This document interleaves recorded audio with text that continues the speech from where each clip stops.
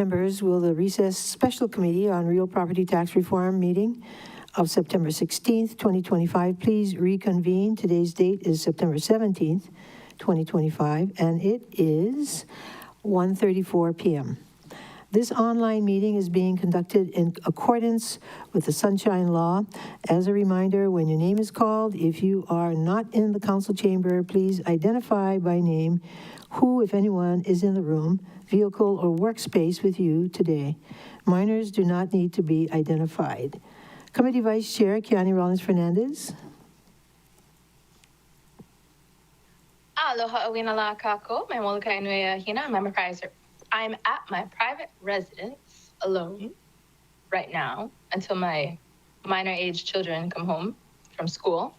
And there are currently no testifiers at the Molokai District Office. Mahalo, Chair. Oh, thank you. Councilmember Gabe Johnson. Aloha, Chair, council members, committee members. There's no testifiers here at the Lanai District Office.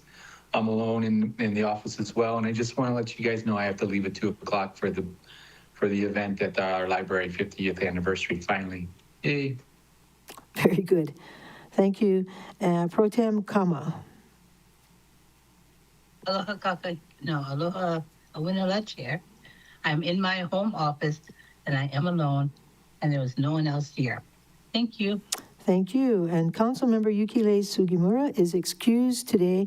She is in Japan. All right, please see the last page of the agenda for information on meeting connectivity. Thank you, members, for attending today's reconvening Raptor Special Committee meeting. We have 5 items on the agenda this afternoon. Let's continue with public testimony. Staff? Chair, the next person we have signed up to testify is the Royal House of Hawaii. They're currently the only individual we have signed up to testify at this time. Hello? Chair, we've made the Royal Aloha. House of... Oh, perfect. Aloha. Oh yeah, I just got unmuted, mahalo. I'll be testifying on all 5 items. And with me in the room today is me and Otto. Can you speak a little bit louder, please? Okay. You can hear me better. Little louder. Oh, hello. Can you hear? Can you guys hear better? Sorry. Okay. You can hear better. Okay. So I'm a Royal Patent Heir and Okay, I stand before you all today as an Olorio land tenant and Royal Patent Heir under Hewa Hewa, Helu 3237 Apana 2, and asserting that any attempts to pass bills, titles, permits related to the land in Hawaii are fundamental, flawed, and potentially illegal.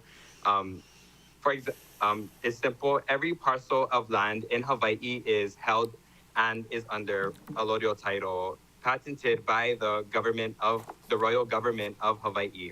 And this title lasts forever.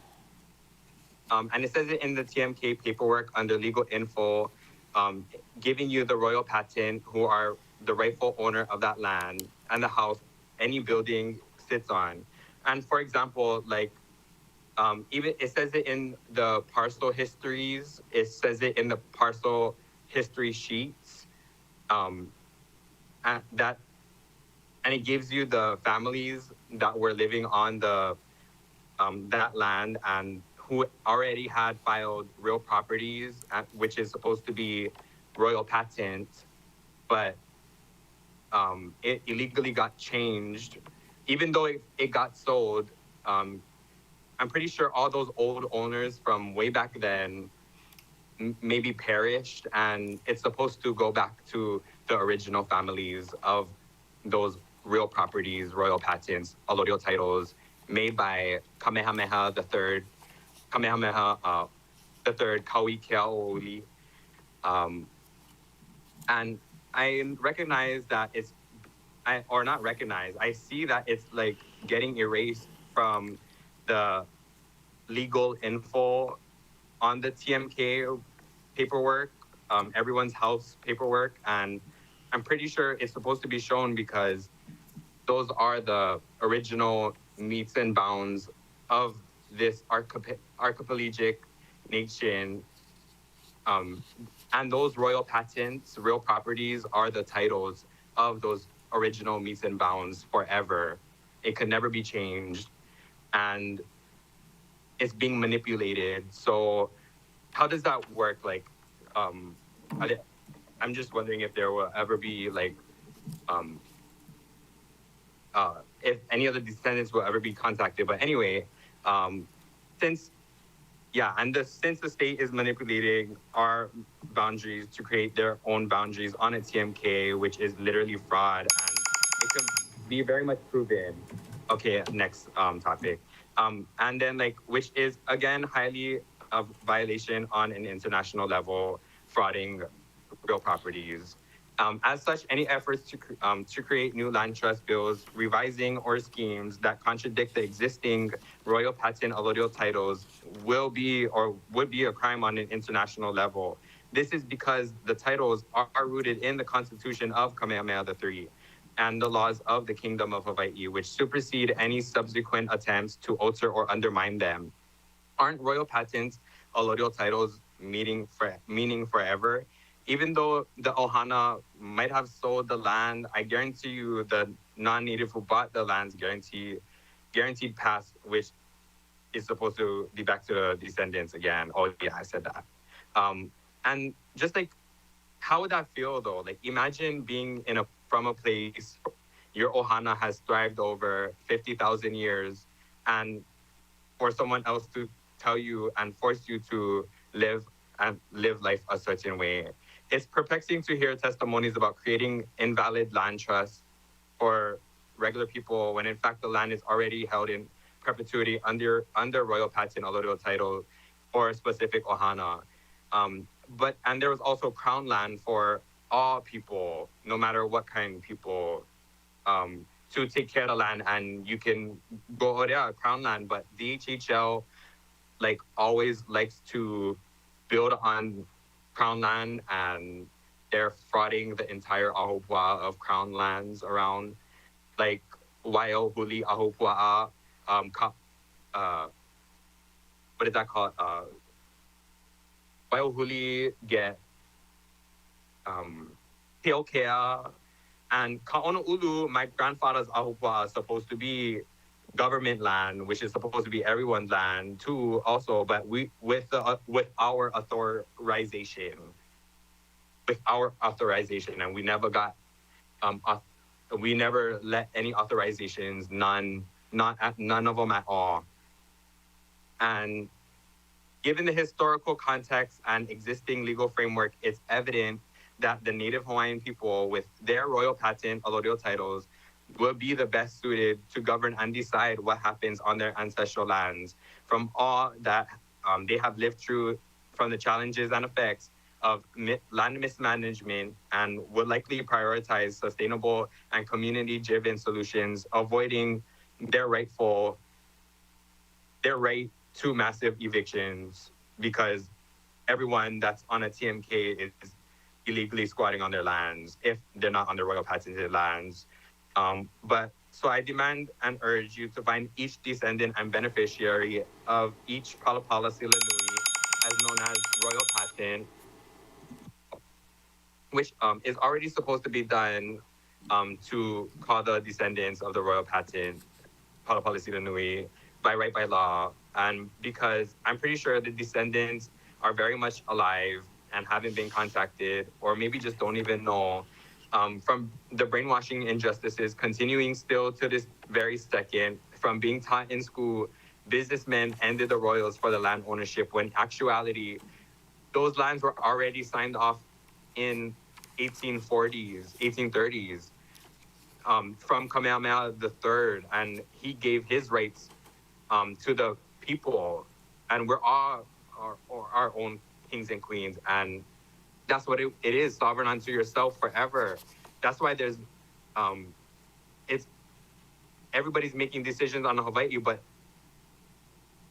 it's invalid. And literally, like, we are the walking royals, who are supposed to be making these decisions, and the royal patent allodial title lands descendants and heirs that last forever, no matter what. We, why are you guys erasing the royal patent and the LCAs from everyone's legal info?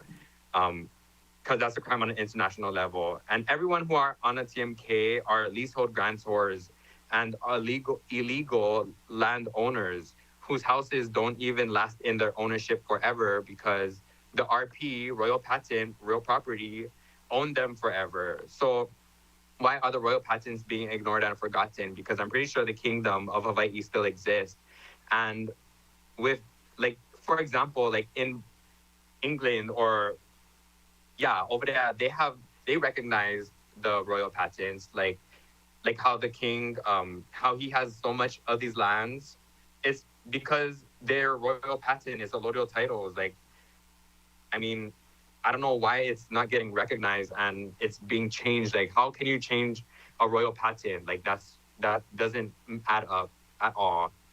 Um, it developed on sacred lands that will never be seen again. Also built on many of our Ohana's burials, built above many of my grandmother's caves that provide for all of everyone's water, built on cultural sites that will never be brought again, illegally evicted many Kanaka at gunpoint after Armahele and overthrow. They overthrew my auntie.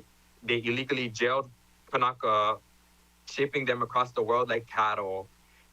Created historical and generational traumas and no more development because it is all in fact illegal and invalid with all the clouded chains of titles and frauded chains of titles, proven to be a war crime and a violation on an international level because the royal patents never will could be beaten. And also, like with all the businesses and corporations with many big plans, Hello, they all are in can you conclude your testimony in 30 seconds? Was that time for all 5 topics? Or you're talking on all 5? Okay, Yeah. so you've done 2 or 3, staff? 3. So you have 2 Okay. more 3-minute Yeah. Okay. testimony times. Okay. With all businesses, corporations with big plans, they all need to hire. Many large landowners and development target many native Hawaiian men using them as puppets to think that it is easy money. They continue on business as usual, allowing the corrupt government to mismanage our home, participating in the endless natural resource removal and desecration that is real estate development. Knowing that, then continue to lie to themselves by indulging in the benefits of said business through the invasive alcohol, drugs, social media, and infatuation with material items that distract them from the reality that these issues cannot be ignored for much longer, or we are sacrificing our substance culture, lifestyle, and subjecting our children to a disconnection from Aina. Bringing more jobs that don't even help or benefit the community or either overall health of the people, which is corporate slavery that lead to greater reliance on imports, which will only lead to illness and disease.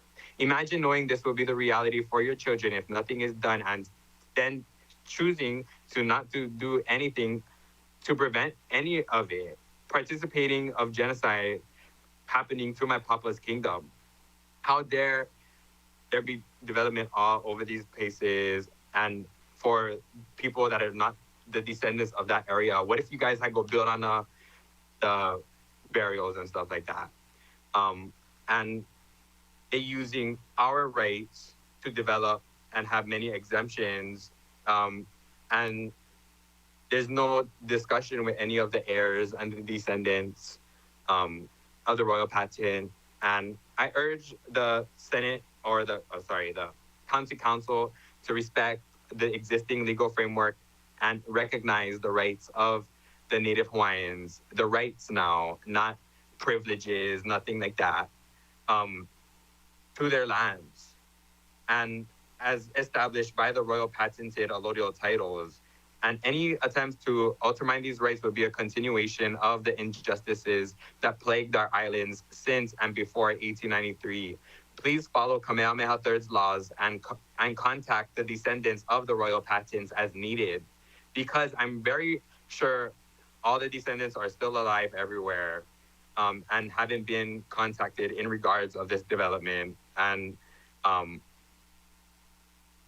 and the royal patent, aka Palapalesila Nui, descendants, the land, it belongs to them. And I request a legal opinion from the state and international resources because there are clear violations happening on an international level being done to the Kingdom of Hawaii and the people of Hawaii and the royals of Hawaii. Okay, can you complete your testimony on number 5?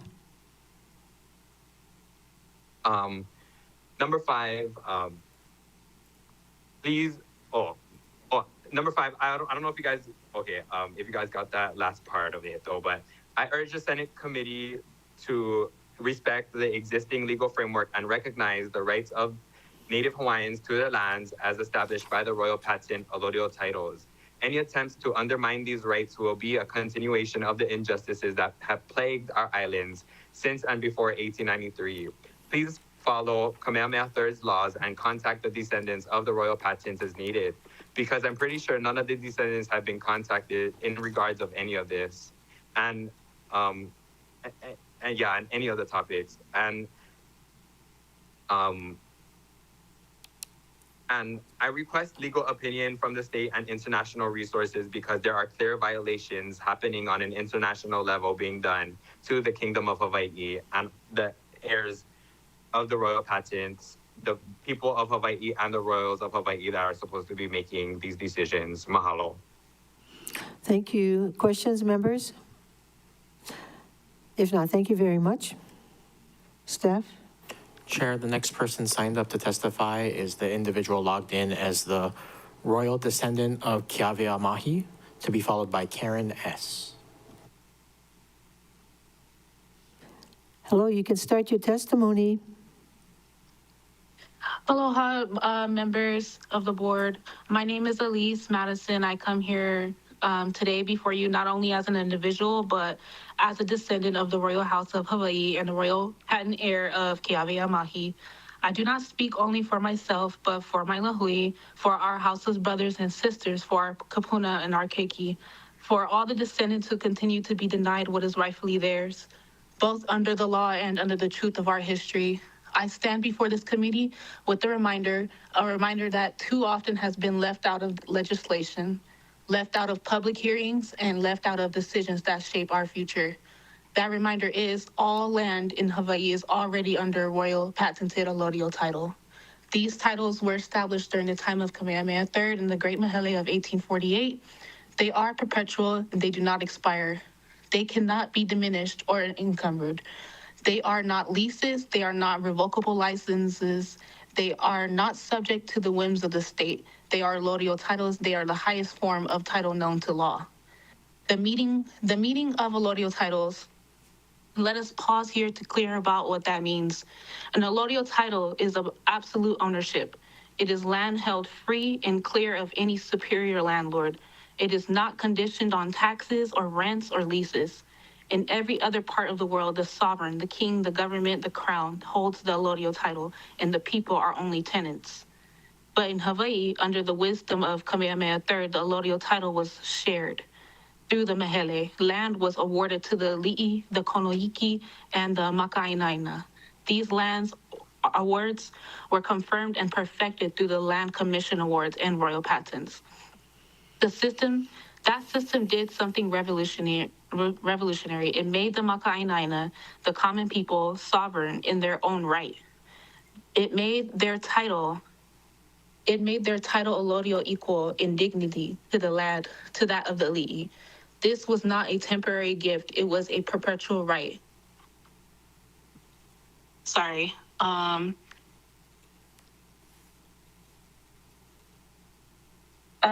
It was a perpetual right meant to last for all generations, and so it remains. Royal patents cannot be erased, they cannot be nullified, and they cannot be alienated from the heirs. This is not just history, it is also the law of the state of Hawaii today. Hawaii Revised Statutes 172-11 says clearly, every land patent issued upon an award of the Board of Commissioners to quiet land titles shall be in the name of the person to whom the original award was made. even though the person is deceased or the title to the real estate thereby granted has been alienated, and all land patents so issued shall inure to the benefit of the heirs and assigns of the holder of the original award. The meaning is plain. Even if the original awardee has long since passed away, the patent Excuse is me, are still you in their going on name. to your second item? This is a continuation of the first. Okay, could you just, would you be able to conclude in 30 seconds? I can try. Okay, thank you. And then after the 30 seconds, I can continue on to the next, correct? Okay. Well, I know, I'm the state- asking you if you're, how many items are you planning to speak on? On 3 agendas. Part 3, did you say 3? Yes. Okay, so you finished with the, Actually, go ahead. you have 3 minutes per item. Okay. So you All have right, 6 minutes left. Okay, that's fine. That's fine. Okay. Okay. So today, when people look for land and records in Hawaii, they are sent to TMKs, and TMKs divide land into parcels for taxation purposes. They are convenient for country assessors, for banks, for the developers, but they do not show the truth. TMKs do not show original royal patents.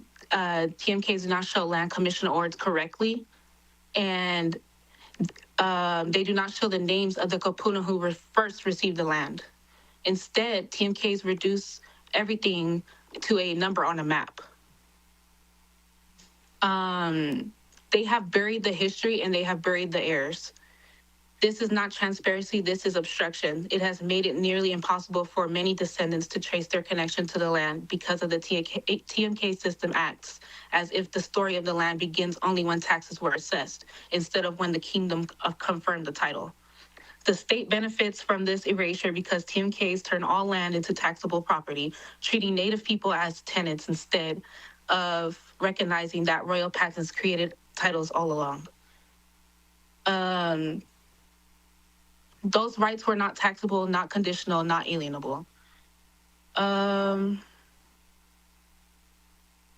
I also must remind you guys of something deeper, something beyond paperwork. Sovereignty is not something that is granted by the government. Sovereignty is something we were born with. Every Native Hawaiian carries that within them and the sovereignty of their kapuna. It cannot be legislated away, it cannot be signed away. Hello? Can you guys still hear me? Yes. Okay, and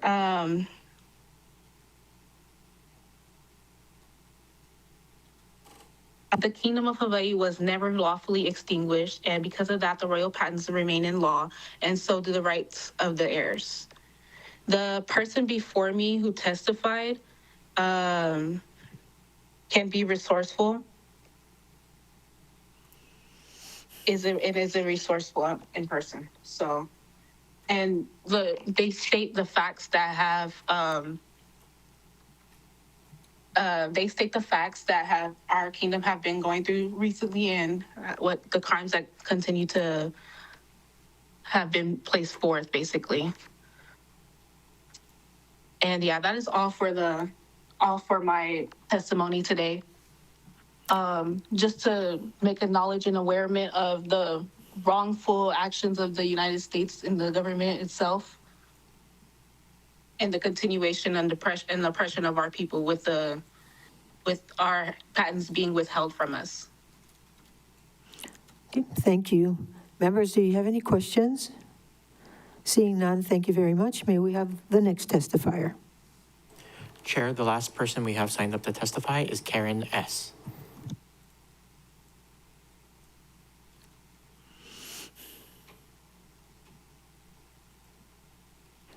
Karen S., you're unmuted on our end. You'll need to unmute on your end, then you can proceed with your testimony.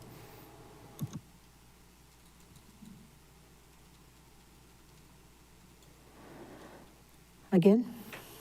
Last call for Karen S. Okay. Oh, there we go. Yeah. Can you hear me? Yes. Can you guys? Okay. All right. Aloha, Chair and Council members. This is regarding Bill 113. The main problem with the current Maui property tax system is the delayed change in property tax rate after a change in property tax use. So I just want to just bring a couple points to your attention in case it already hasn't been presented before. But the property tax rates do not adjust until the next year, up to 12 months or later, even if a property's use or ownership changes immediately. This delay creates financial hardship for new local buyers and owners. Example, a local buyer purchases a former STR condo for owner occupancy, must pay $1,000 a month in property taxes for up to a year before qualifying for the lower homeowner exemption rate. This is going to cause a major struggle for anyone trying to buy and pay those rates. STR owners who wish to convert to long-term rentals are deterred because they must pay the STR tax rate for a year, even while collecting much less rental income and under the long-term change.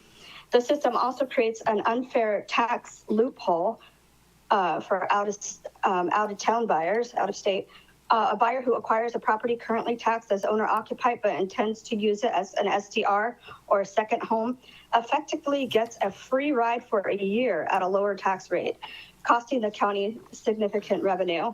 This can also be changed if when a change in property tax use correlates with a delayed change in property tax rate immediately, not waiting all that time. The impacts: local home buyers face unnecessary barriers to affordability. STR to long-term conversions are financially unworkable under the current system, limiting Maui's potential for more affordable housing supply. County revenue loss occurs when non-resident or STR buyers pay artificially low taxes during the grace year. Immediate adjustment of property tax classification should change as soon as property use or ownership changes. You can require a proof of a long-term rental agreement, owner-occupant exemption filing, or STR license application. Implement a sale transfer of deed. The buyer must declare intended use with penalties for failure to report accurately. Limit frequency. You can allow classification change only once per year per property to prevent abuse. Enforcement. You can tie the change to the county's real property records, closing documents, and rental agreements. Here's an example that I just pulled up from California. It looks like they use a supplemental assessment system where property tax exemptions can be applied immediately upon a change of ownership or occupancy. Homeowners can file within 30 days of receiving their supplemental tax bill to receive the full exemption, and late filings, they do 80%. So those are my recommendations. I just, why do we have this delayed change in property tax use rate anyway? It needs to change. Just bringing up those points, I'm sure other people are going to kind of piggyback on that. But that's it for me. Have a wonderful day. Thank you. Members, do you have any questions? If not, thank you very much. And by the way, members, we're at a bare quorum. Just three of us chickadees are left. Any more testifiers? Chair, we currently have no other individuals signed up to testify, so we'll do a last call. Oh, Chair, there's an individual in the gallery indicating they'd like to testify. Okay.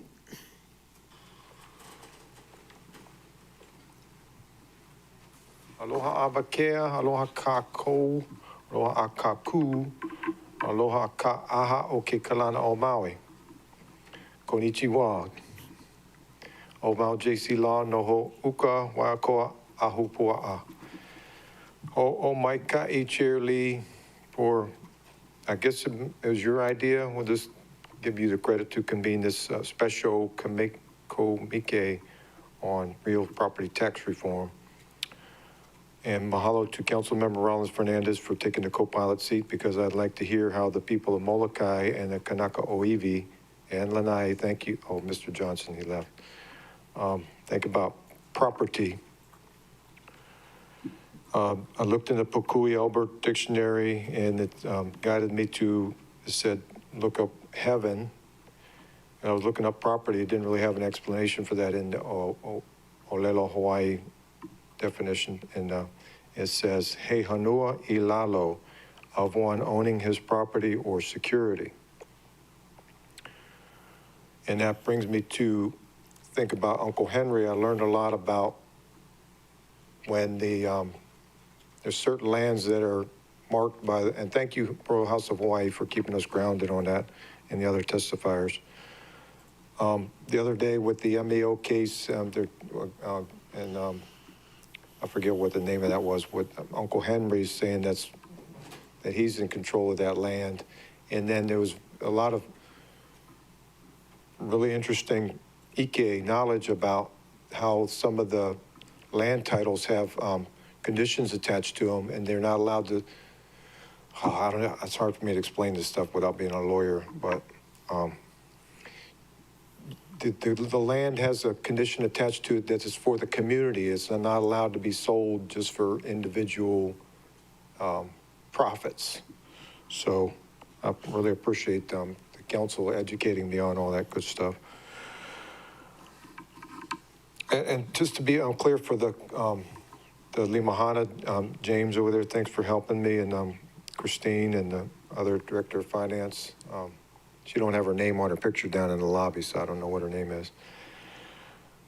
This could go under, oh shoot, I don't have the first one on the agenda and the fourth one and the fifth one, but I'm not trying not to talk on all of them. So I did go to I did a little bit of homework on this one. I had some trouble with the, I'm not sure which office I'd have to go to look at the county code. I went to the clerk's office and met with the same old obfuscation over there. Even got threatened to have the police called on me for harassment. So I'm gonna have to start doing things legally, and I'd hate to have to start recording all my, yeah, I heard the timer. I got a couple of minutes left. I'll try to wrap it up in 3 minutes, but it's funny I said that right about the clerk's office, because they're actually slowing down the process here amongst us. Yeah, I had a little bit of trouble. I wanted to look at the county code, and they don't seem to have a county code in the clerk's office, which is very odd. And I don't have access to a computer or any other of the kind of electronic device to look at it. But I did go to the property tax office over there by the DMV, and they have this nice little short form if anybody doesn't really want to know the whole extent of the county code. It says understanding property taxes, and they were very nice about letting me know. And I was especially interested in Article 9, County Code 3.48.495. Nonprofit and other uses specifically, and you know this was coming to your league, B3 churches, and even more specifically, the Salvation Army. I'm still at war with them. I just have to disclaimer that. And as I was looking in there, I noticed, and thank you, Ambassador over there, for helping me cover the clerk's department, because I would be kind of upset if I couldn't get any information. But I found something interesting about in there, and I heard y'all talking about it. I'm not sure when it got put into the county code, but I think it was since the Lahaina fire, was Chapter 3.38, Hawaiian Cultural Restoration Revolving Fund. And how that got to do with the Salvation Army is, I'm wondering, how did they acquire the land title there at Tumoku'ula? Why are the kitchen and office trailers still sitting vacant in Kahului? And why are they getting exemption when they don't use the land to help the poor sheep of Maui? Thank you for working for the county. Aloha po. Oh, shoot. I got Po'alua, but I forgot what Wednesday is. Po'alua is Tuesday. So aloha, ila, mai kai, ioi. Have a nice day. Akahi, that's the one. Thank you, too. Okay, so I got to practice my Hawaiian days still. But thank you guys for working for the county. Mahalo. Well, we may have a question. Member Rollins Fernandez? Mahalo, Chair. It's Po'akolu, Mr. Law. 3. Okay, thank you. It's not really, Ike Hawaii. That's just what it is. Right.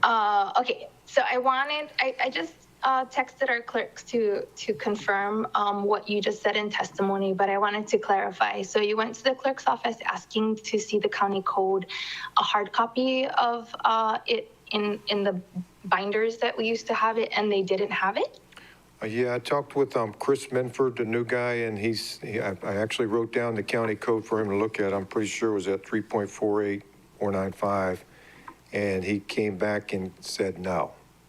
He said they said no. I don't know who they was. Thank you. Oh, okay.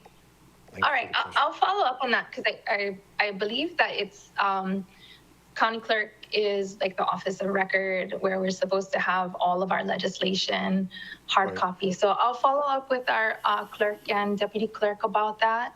Okay. And also if hard copies are not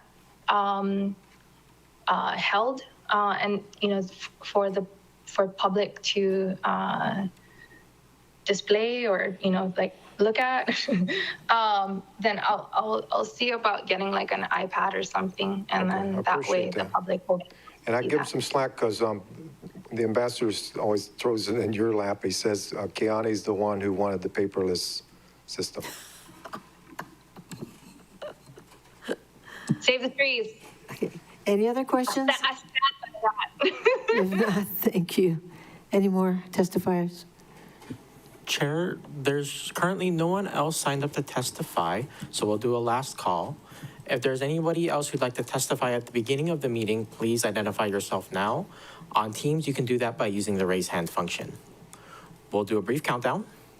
3, 2, Chair, this individual has already testified.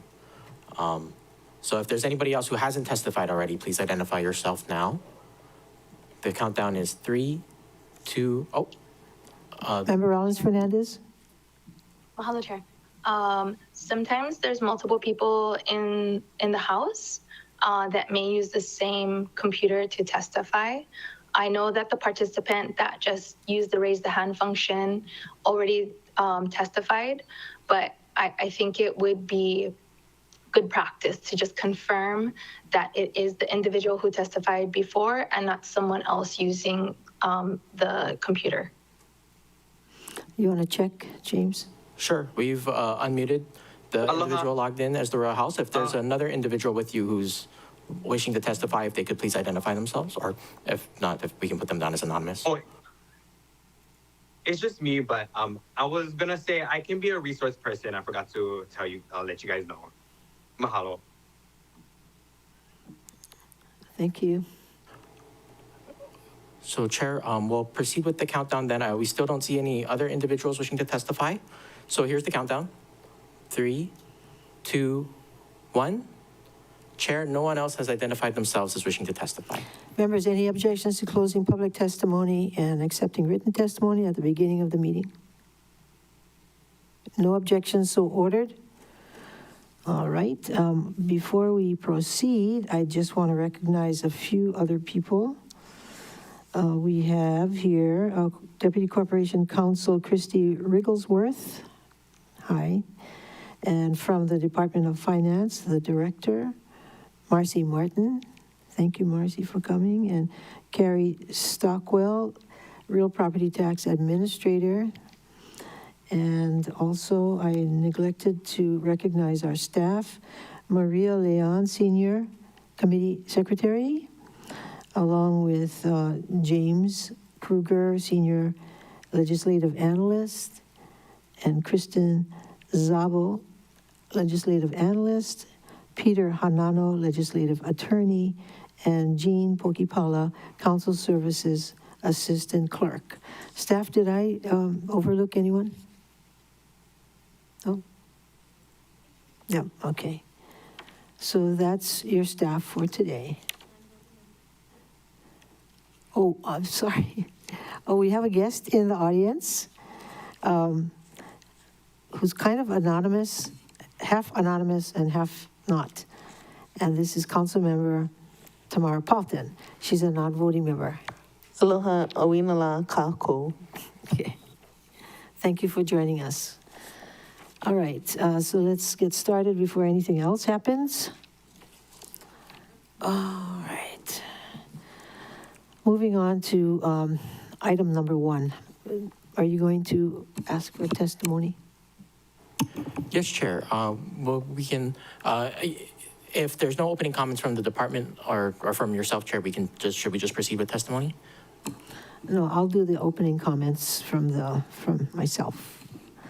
And the best thing to do is to refer to the, what am I going to say?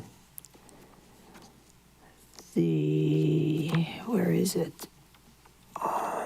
The resolution that created this special committee. And as most of you would remember, this committee was established in July 25th.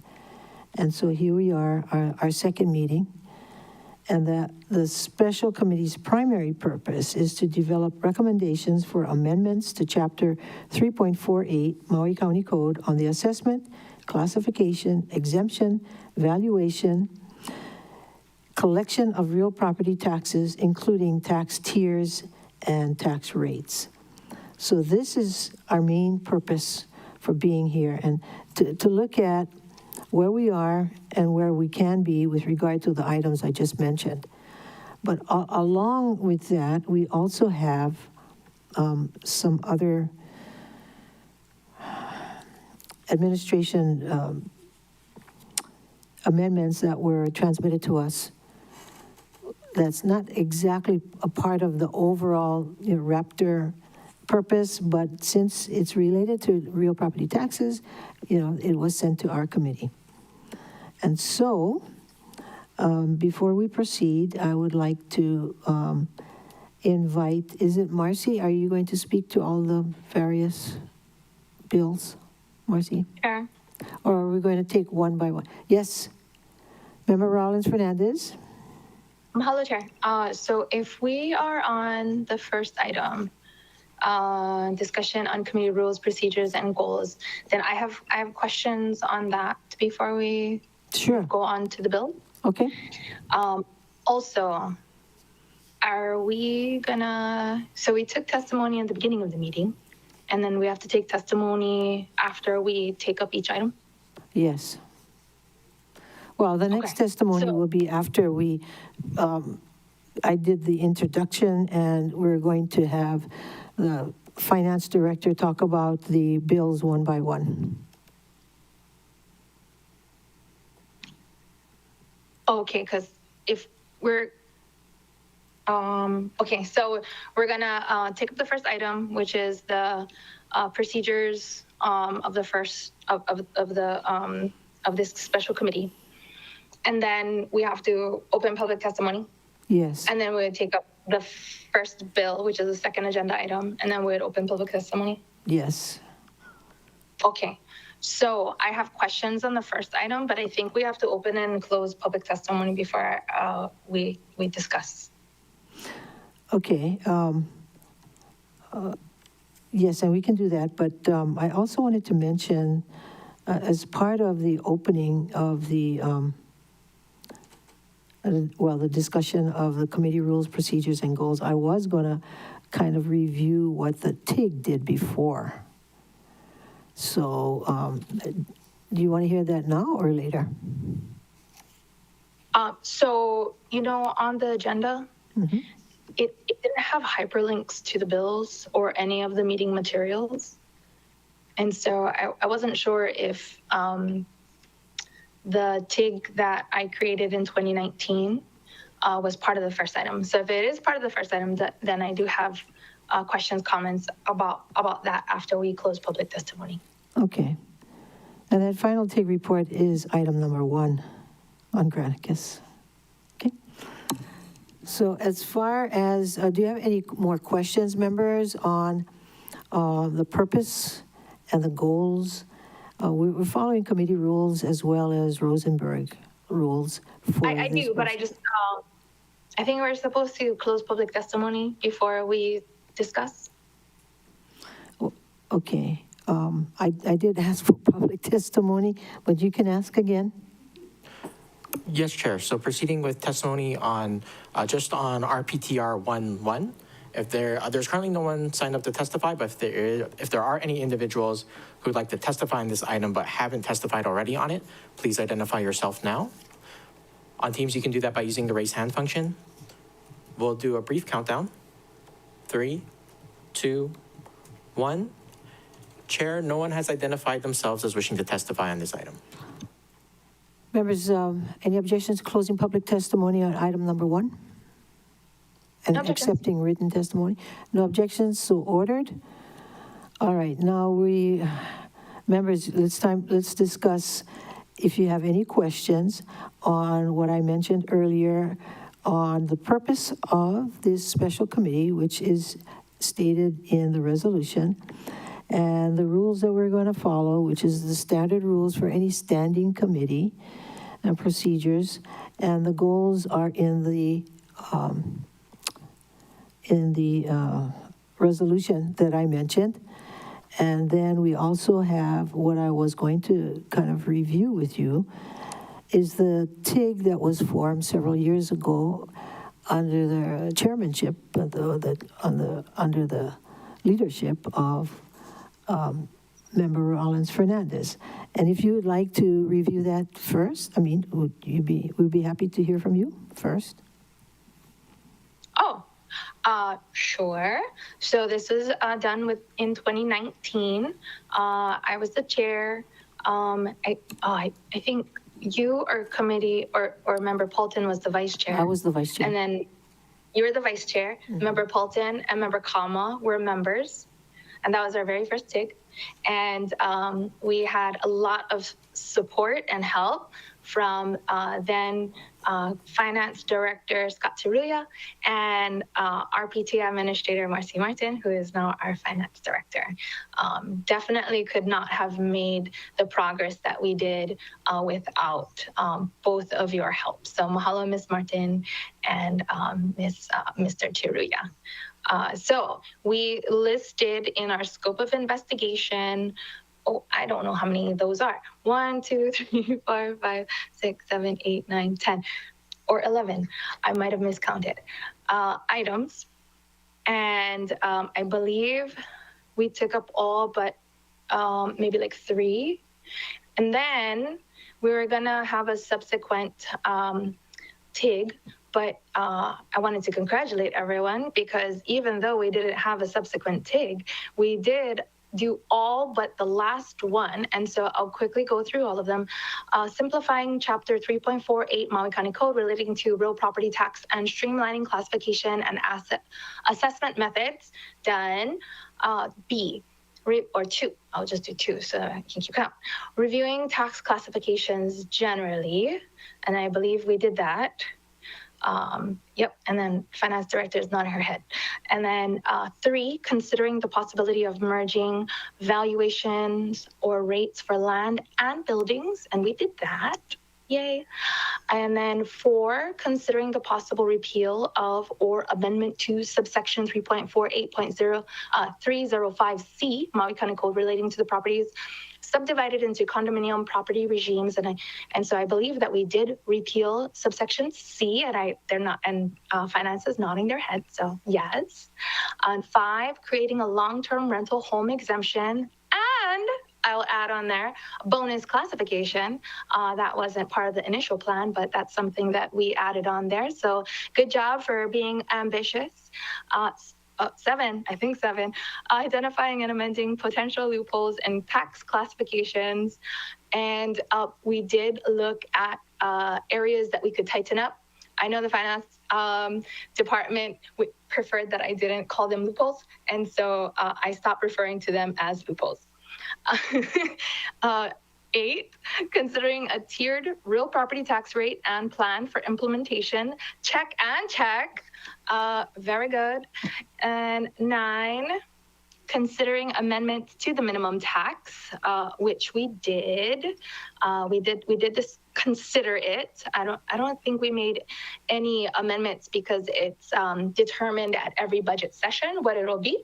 But you know, if I missed something, I'll welcome the finance department to add anything that I may have missed. I think we're on 10. Reviewing the Kuleana tax exemption, which we did, and we made amendments to it, which is more than what we said we would do in the investigation. So good job, us. And then reviewing the Hawaiian homestead tax exemption. And that is the one that I think we did not do. But I see that it is, we do have a bill, Bill 14, to look at that. And I don't know if that specifically was the item that this number 11 referred to, or if it was something else, but I'm glad we'll be tackling that today. And then what's not on here that we also did was create an Aina Kupuna dedication. And that wasn't something that we discussed in that TIG, but it was done in our later work. So good job to everyone for accomplishing all of that. I'll stop there and give you back the mic, Chair, and then I'll have questions on the procedures after. Yes, Member Paulson? Oh, I did want to also mention Miss Stockwell helped us back then as well, and we couldn't have done it without her. And we did make one minor change to the tax situation for the homesteads, where if they were delinquent, they could still get the owner-occupied tax classification, whereas previously they were booted to the non-owner-occupied tax classification.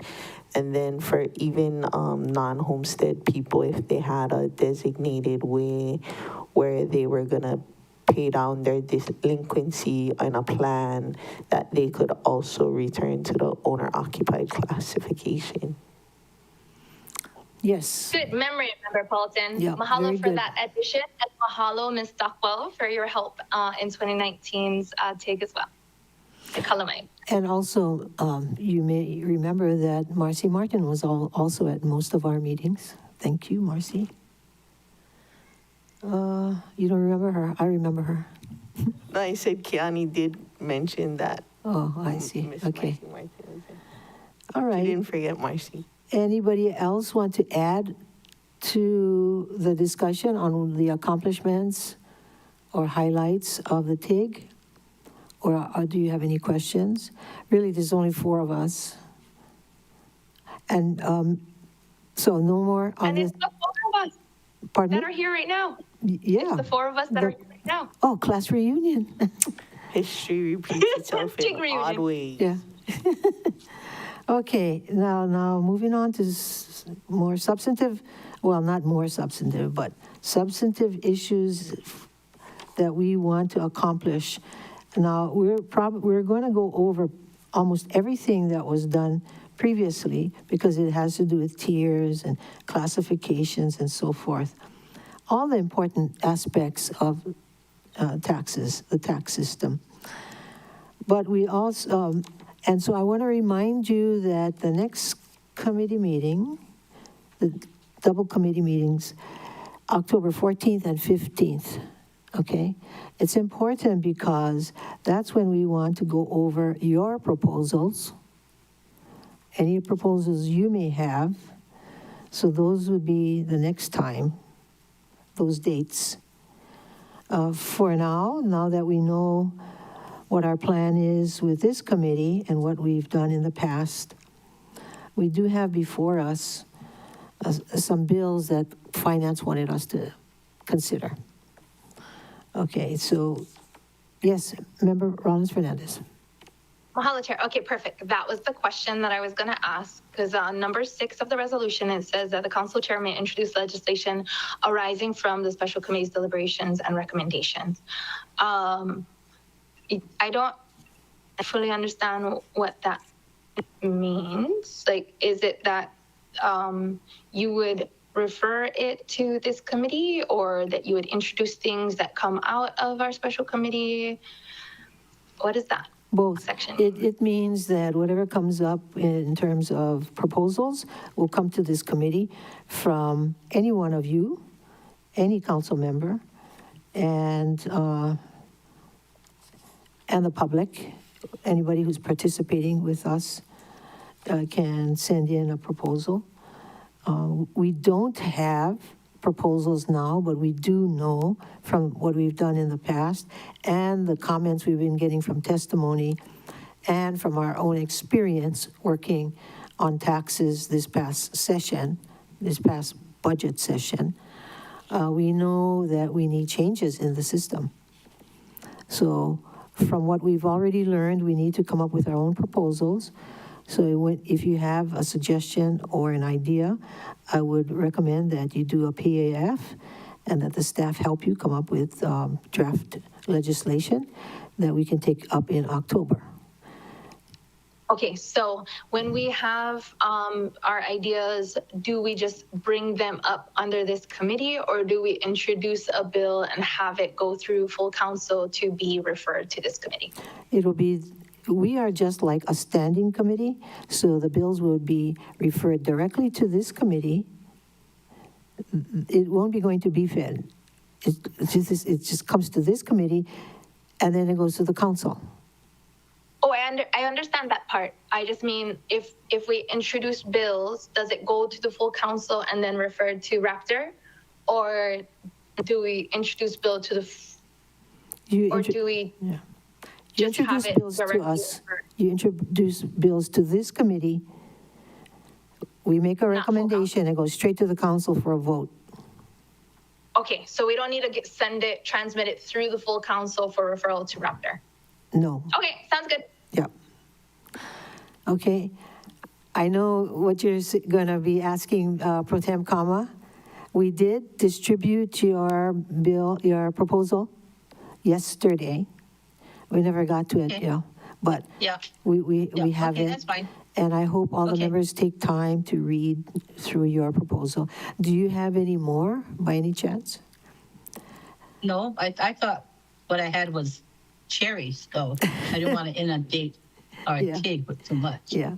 But I know Okay. you're going to come up with really good stuff. I'm sure all of us, we've learned a lot from the past, just from experience. And I want to make sure that we just don't do things out of habit, that we are very aware when we need to raise taxes, when we don't need to raise taxes. So those things are important. And those taxes, the reason why we raise taxes is to implement our projects and programs in the budget. And if those projects and programs are not being implemented, we have an issue. Yep. My understanding is we've had, about 60 or 70 amendments, budget amendments? 60 to 70 budget amendments. It's a lot of budget amendments in this past year. And you know what? They all involve carryover savings. I think we must have the most carryover savings in the world. That's a lot of carryover savings. So we have to look at those kinds of things very closely. And that's why this committee was formed. Vice Chair Rollins Fernandez. Mahalo, Chair. Okay, so, I didn't see Member Kama's bills that she proposed. So my first question is there a reason that they're on the agenda posted that there isn't a bill hyperlinked under each of the agenda items this time? They're not hyperlinked? No. Yes, Kristen? They are, Chair, they are not hyperlinked in the agenda that we upload for the Olelo, the bilingual agenda. We do not have the function to hyperlink. The English-only version does hyperlink, so we'd need to go into the meeting details, and the information would be available that way. That's strange, because during committee, the bilingual agendas have hyperlinked bills. Is that correct, James? Chair, apologies. As far as we're aware, the bilingual agendas, we're unable to have this hyperlink capability. But just only on the English-only agendas that are generated through Granicus, we are able to include those hyperlinks. But the information is included under meeting details for the meeting. So it is accessible. I went to my CAA committee and I see that there weren't hyperlinks, so I was not correct. Granicus needs to offer a separate module or whatever it is and step up their game. Okay, and then my second question is, when bills are proposed, would they be considered, they would need to be posted on the agenda to comply with the notice requirement under Sunshine Law, so that the public would have an opportunity to review those. And I don't see Member Kama's bills, but in the future, when we introduce other bills, that we would, it would also need to be included on Granicus, following Sunshine Law requirements, right? Staff?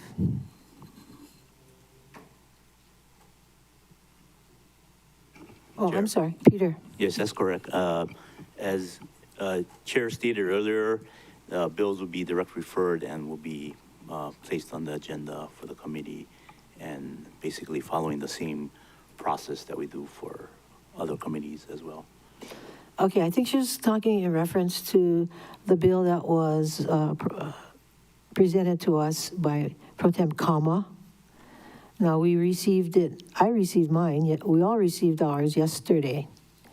And she was asking whether or not that should have been posted, I believe. Is that a, I don't know if I got that. Is there a It's- number for the bill or? It's Granicus number 6. Chair? Yes, James? So what the committee's received from Councilmember Kama, it's a memo basically outlining her proposal, her proposals relating to an RPT rebate program. I believe it's couched as sort of like a goal for the committee to consider, not necessarily a bill that the committee would be able to consider today or take any action on today under this item. It's just an informational piece for the committee to consider that would, since it is a discussion about the committee's rules, procedures, and goals. So it's couched in that goal I see. kind of Okay. area of the committee. Okay. Did you get that? Okay. All right, thanks. I understand that for today. So would the preferred method to be for our ideas to be introduced the way that Member Kama did as a memo, just kind of outlining the idea? Or is that because it's adding to the resolution, the goals of ideas that we would be considering as a special committee? And then or would we, as you suggested earlier, work with staff through a PAF to draft up bills, and then those bills would be posted to the agenda in compliance with Sunshine Law ahead of time so that folks can testify on it? Okay, Pro Tem Kama, did you have an answer to her question? No. I think maybe I was thinking about one thing, and I think maybe Member Wallace Fernandez was thinking about another thing. But the intent was, I didn't have any direction as to how we're going to give our manao, right? So I do it, one of the ways is the PAF. The other thing is, my understanding is also that we're putting together the scope of services that we want in this, right? So some of the scopes I'd like to see and the goals is what is in my proposal. And I thought everybody was going to put, their scopes and their proposals and say, yeah, I like that. Let's keep that. Let's use that as a goal. Yeah, let's use that as a scope. And just keep it. And then once we've developed that scope, we know where we're going, and then we go. That's what my thoughts were, the way I did it like that. Okay. All right, let me answer that first. Okay. My thinking, James and Kirsten, is that I understand what Pro Tem Kama just said, and of course it makes sense where no system was set up, initially. So now that this is our actually first meeting of substance, maybe we need to decide whether we would continue that way or we move to having it posted, since we have so much time for the next meeting, almost a month. What do you folks say? Yes, Chair. Chair. Oh, apologies. Vice Chair Chair. Rollins Fernandez? Mahalo, Chair.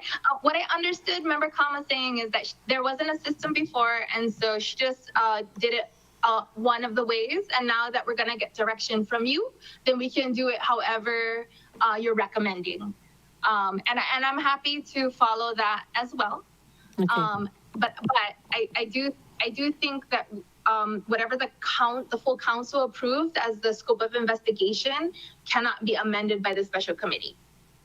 Right, but it's very broad. It's really broad. It covers anything, practically. So going forward, everybody's leaving it up to me, I'll say, let's post it so it'll be easier for the public to see. And we'll take your memo, your memo as more informational at this point. And if you want to post it for the next meeting, we'll be happy to do that for you. Okay, just let our staff know. Now that you know that the rules are not tight here, there are many issues that are important. And we want to address the issues.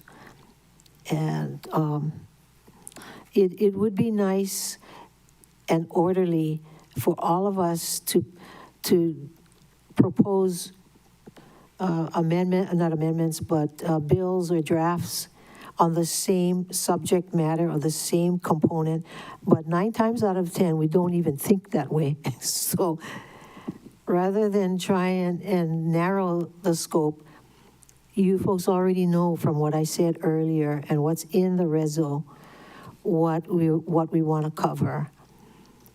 And my concern, I just mentioned to you, is that there is a definite connection between what we raise in revenues and what we actually spend. Yep. And so, and then to the other part of it is if we have to still be concerned about the disaster recovery and how that's going and how we can support that effort with our real property tax revenues. So are you ready to hear the first, if folks finish with this part? You want to hear the first bill? Okay, moving on. Do we have to ask for testimony again? Go ahead. Yes, Chair. The committee could receive opening comments from yourself or from the department first, and then we could open up testimony again. Or if you want to skip the opening comments part, we can just open up testimony. We better have comments first so that people understand what the bill is about, yeah? Okay, comments first. Marcy? Ms. Martin, Director of Finance. Could you just give a short summary of the first bill? Yes. So the first bill, Bill 110, is on real property dedicated as Aina Kapuna. The program has been very successful up to this point, and it's kind of stalled in terms of new people coming into the program. And so we felt that we could sunset this program so that everyone who qualifies as of the end of this year would still qualify. So we could still accept applications under the current code, but the date would be frozen. And then instead, we could replace this with a more targeted tax relief for people who have owned for a while, maybe make an additional circuit breaker or something. And I thought that would be something that this committee could look at and we could help. So that would be this bill. Okay, so questions, Member Paulton? Could a possibly more targeted tax relief be like if a Lahaina survivor purchases a home from a mainland owner, that they could get a rebate on that mainland tax prices? Apologies, Chair. Apologies to interject, but before we get into discussion, we may need to open and close testimony. Oh, I see, I'm sorry. Yeah, I'm sorry. reverse. Okay, are you finished with your presentation? Yes, yes. Okay. Yeah. Now you can ask for testimony. Okay, Chair, proceeding with testimony on RPTR 2. Oh, apologies, Chair. Perhaps just for the record, could the body clarify if it's deferred, the first item, RPTR 11?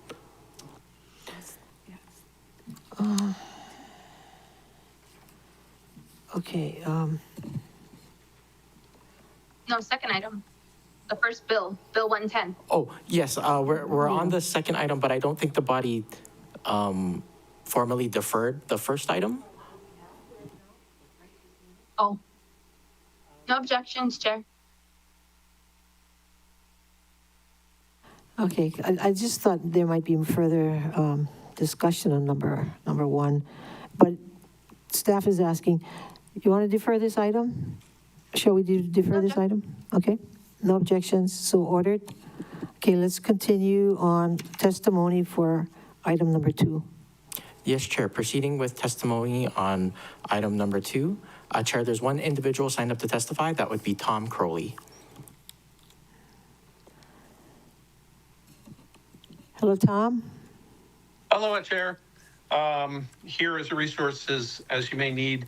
My comments on this first bill, it's ending the ability to get into this program and continuing this program for the 33 folks who are already in it, which sounds fine, but Ms. Martin kind of opened up the door to, they might replace it with some type of a circuit breaker that doesn't require an owner to live on site, but has other requirements and so forth. So that opens up a whole new ballgame. But the only thing I would ask you to discuss here in this is, has this program met its goal? When it was created, I know that it was targeted to specific folks.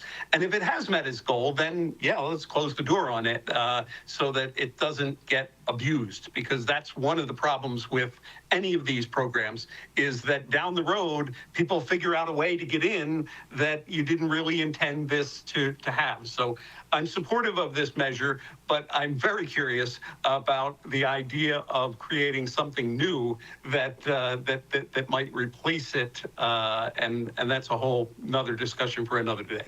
So thank you for the opportunity to give my manao on this. Thank you. We'll raise that question during discussion. Any questions for the testifier? Member Rollins Fernandez. Mahalo Chair, question for you. Yesterday we had public testimony, and we asked Mr. Crowley to serve as a resource person for the committee, and I would assume that continues to today. Yes, it does. Okay, and then second question is, so any testimony on any of the items that was given yesterday would not be allowed again today because it's a recess meeting, yeah? Yes. Okay. I don't remember if Mr. Crowley. Yeah, just to be clear, I only testified on the first item yesterday. Yeah. Okay. Mahalo for Yeah, that. he didn't bring this one up. Mahalo, Chair. Thank you. Next testifier. Chair, there's currently no other individuals signed up to testify on RPTR 2. So we'll do a last call. If there is anybody else who would like to testify on this item, please identify yourself now. On Teams, you can do that by using the raise hand function. We'll do a countdown. 3, 2, 1. Chair, no one has identified themselves as wishing to testify. Any objections to closing public testimony, accepting written testimony on this item? No objections. No objections, so ordered. So now we're open for discussion. Members, you have questions? Yes, Vice Chair Rollins Fernandez. Mahalo, Chair. Okay, so what's posted is to sunset this. Oh shoot, I can't find it now. I think it's what year is it sunset? 2020, January 1st, 2026. Marcy? Thank you. So I'm not sure if I used that word sunset. It's probably not the right word. The program will remain open, so people can continue to apply as long as they meet the criteria. They've owned it 80 years prior to January 1, 2026. Any new applications would need to be received by January 1st, before January 1st, 2026. No, they could continue to apply, but they needed to meet the requirement as of this date. So, Okay. say someone had owned it for 100 years, but they, for some reason, haven't applied yet. And a good example might be a property that doesn't have good title, for example. Say someone clears their title, right? And now they can apply. It'll still be open for them, but it's just, limiting it to 80 years from the January 1, 2020, or December 31st, 1945, for their ownership. They would have to acquire it on that day or before. And, yeah, they can continue to apply. Okay. I'm supportive. And then I guess I know that you've alluded to something separate that we consider, but I wanted to limit our discussion in accordance with Sunshine Law to what's been posted. And that's what's been posted, and not an idea of something that would replace that. So I know that it was alluded to, but, just to narrow our discussion to what has been posted on the agenda. Mahalo, Chair. Any comments, Director? Any further comments? I would like to state that the question was asked, do we think that the program has fulfilled its goal? And I would say, yes, I feel the program has, and I feel it's been successful, and that it's worthwhile to keep it going in this new form. Member Paulton? Did you get feedback from Corp Counsel that what you were proposing would pass their legal review? Director? The bill has been approved as to form and legality, and in the section 1 of the bill, we've stated our reasoning for choosing this date, and as well in the correspondence that I answered, that the department answered last week. So they signed off on it? The bill is signed off as to form and legality. Okay. And then it was also brought up by a testifier about that other part about when you determine if they're owner occupied or non-owner occupied, when would we be able to follow up on that testimony? When we get to that item. Oh, okay. I think that we'll talk about that when we talk about the Bill 113. Okay. Any more questions on this bill, 110, members? Well, anybody want to move to approve? Recommend approval?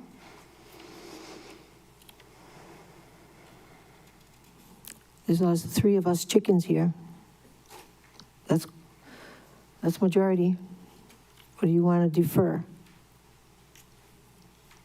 Quick.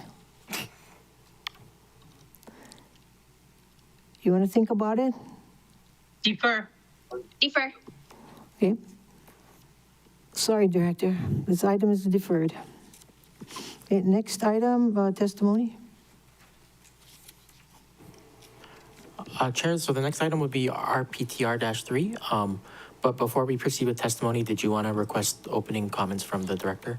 Okay, wait 1 second. Let me get to it. Director, would you like to provide comments on the next proposed bill? Yes, thank you. The next proposed bill is regarding the circuit breaker tax credit. Excuse me, Director. And if there's any kind of time sensitivity to any of the bills, could you let us know? Okay? Yes, thank you. So I'll make a pitch right now. Circuit breaker applications are being accepted right now through the end of the year for the following fiscal year. So this bill is just easing the requirement to provide a transcript if you've been in the program for a few years and you've met a certain age requirement. And this is taken from feedback from the public that we've received, the applicants. So we're just trying to make it easier for people who have already been in the program.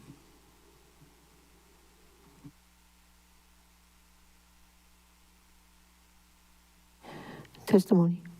Chair proceeding with testimony on RPTR 3. If there are any individuals who'd like to sign up to testify on this item, please let us know. There's no one signed up right now. Oh, Chair, we do have an individual who's indicated they'd like to testify. That's Tom Crowley. Mr. Crowley, our resource person. Thank you, Chair. Yes. I love the circuit breaker part of our code.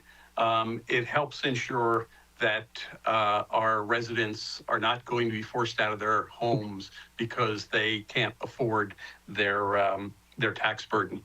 However, I have observed in my many, many years of paying attention to Maui real property tax, more than 20 years, that there are some folks that like to manipulate their income levels so that one year they qualify and the next year they don't, and so forth. I don't know how many, but I've seen it happen, and I know some folks that have done that.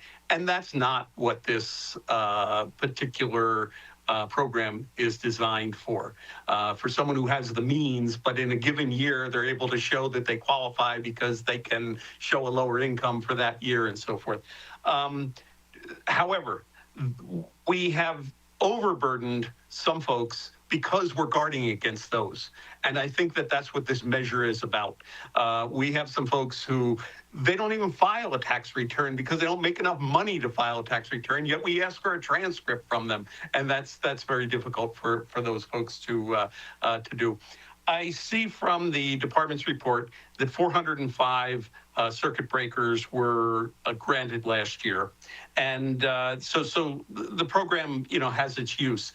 Most of those were for less than $1,000. That's how much credit there was. But there were 18 that were more than $2,000. So something that I would suggest adding to this particular bill is, if the person's over 80 is whatever it is, 77 years old, whatever is being proposed, and they've been getting the circuit breaker for a while, and their circuit breaker credit is less than $2,000, then they would qualify for this streamlined procedure.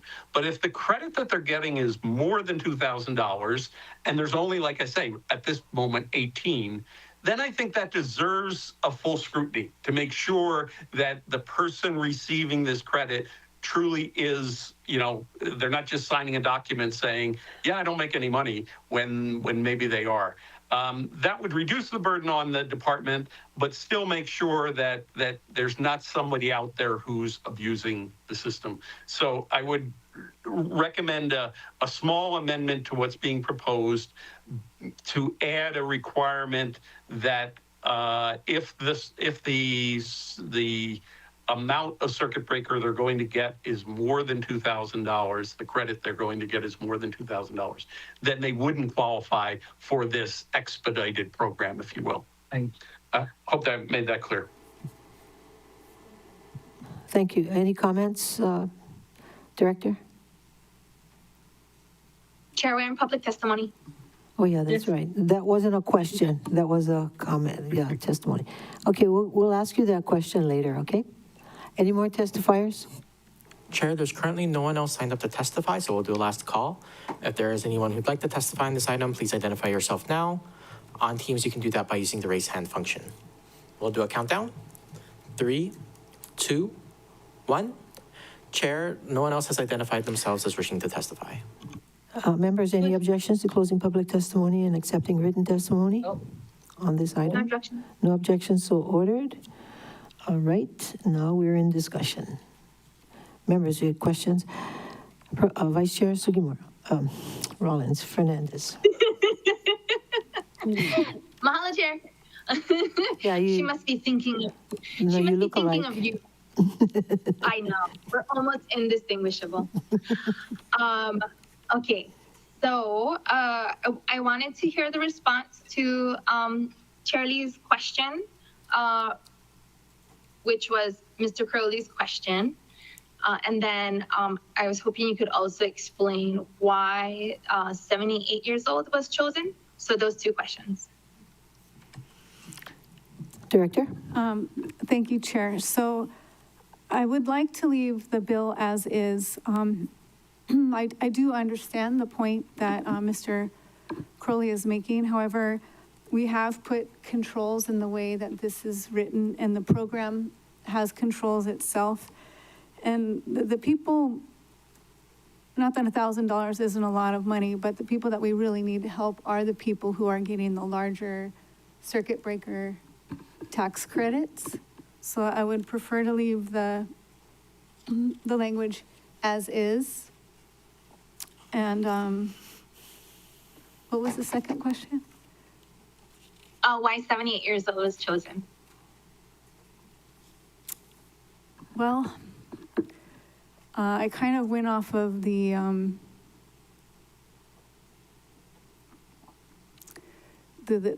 range of people that we have in the program. And then, I kind of thought about, the tiers of Social Security. And, but there's flexibility in that number, by the way. I just felt that, I think in the charts, I don't have them, but we have kind of an age range. So I chose it so that, a significant amount of people would qualify. Okay, yeah, I saw 40% of those participating currently would qualify. So that's a good amount of people. And then I had one question for Mr. Crowley regarding, well, shucks, I guess I should have asked in testimony, but that's okay. And I see Member Johnson's back. No, there's Mr. Crowley. Okay, aloha, Mr. Curley. So in your testimony, you called this an expedited, I guess I don't understand what part of it is expedited? If you could explain that. Yeah, they're relaxing the application requirements, which makes it easier. Expedited was my term for it, but right now everyone has to give you their tax transcripts, and they're saying, well, this subset of people won't have to give you your tax transcripts. Okay. Okay, that sounds good. Mahalo for that explanation. Aloha, Mr. Johnson, Councilmember John. Welcome back. Yes, welcome back, Mr. Johnson. Member Johnson is now with us at 3:01. Thank you, Chair. Were you listening? Do you have any Councilmember. questions? Myself? Yes, this is on Bill 111. Yeah, I understand we're on Bill 111, and I'm sorry, they had a punk rock band in the library. I couldn't really follow this as well as this awesome little punk rock band that the kids were doing. So beg your pardon, I missed an hour of the meeting, but I'm here to listen. Okay. My thinking cap on. Great. Thank you, Chair. Pro Tem Kama, did you have any questions on this bill? Nope. No questions. Members, do you want to pass it? Yes. Or you do? So moved. Oh, I didn't see Member Paulton's hand up. Member Paulton? Okay. I had a question if this affects the limit. I had a number of constituents say that as people bought around them, that their assessment went so high that they got kicked out of the program. And is there anything, like you said, if they qualify for the circuit breaker, like 3 out of the last 6 years or whatever, if they qualify for the circuit breaker 3 out of the last 6 years, and then all of a sudden, due to forces outside of their control, that their property's assessed value went so high that now they're kicked out of the circuit breaker program, is there anything that can be done for those folks? Is that a group that you'd like to assist as well? Director? Thank you, and I think this aligns with that Aina Kapuna as well. We have experienced a dramatic change in our real estate over the past 5 or 6 years. And so right now, the circuit breaker has building value criteria that people qualify off of, and we have a maximum credit. And so the program under this criteria works well, but is there a group of people who own more expensive properties and are durational owners that could use something more? Probably, and I think that that's something that this committee could talk about, and we could come up with a solution. But I think that would be separate from this, separate from Aina Kupuna, but it's I think during this last certification, with the changing tax rates, the changing values, we heard a lot from people who are in the owner-occupied class who have expensive properties that don't qualify for circuit breaker under this criteria. So there is opportunity for a kind of a second tier of circuit breaker. It has to have certain checks in it to make sure that the program's sustainable and fair. But it's worth a discussion. What do you mean by durational owners? Like they're not full-time residents? No, I mean that, so currently with the circuit breaker, I think you have to have had your home exemption for 3 of the last 5 years. But it may be for people who've had their home exemption, say, for 20 years. Maybe the cap for circuit breaker isn't 8,000, maybe it's 15,000. And maybe the building value limit isn't 1.3, maybe it's 10 million something. It's really open for discussion, but we could create a tier that is a second level to the current criteria that we have. That might help some of those people who have maybe just using 20 years, doesn't have to be 20 years, but. Got it, thank you. Are you suggesting that we work on this one further, Director? I would say that it is something that this committee could discuss, and I think it's in alignment with what the goals are, but I'd like to keep this bill separate because this circuit breaker bill is for existing applicants who are aging and having a problem meeting the criteria, so. Okay. Vice Chair Rollins Fernandez. Mahalo, Chair.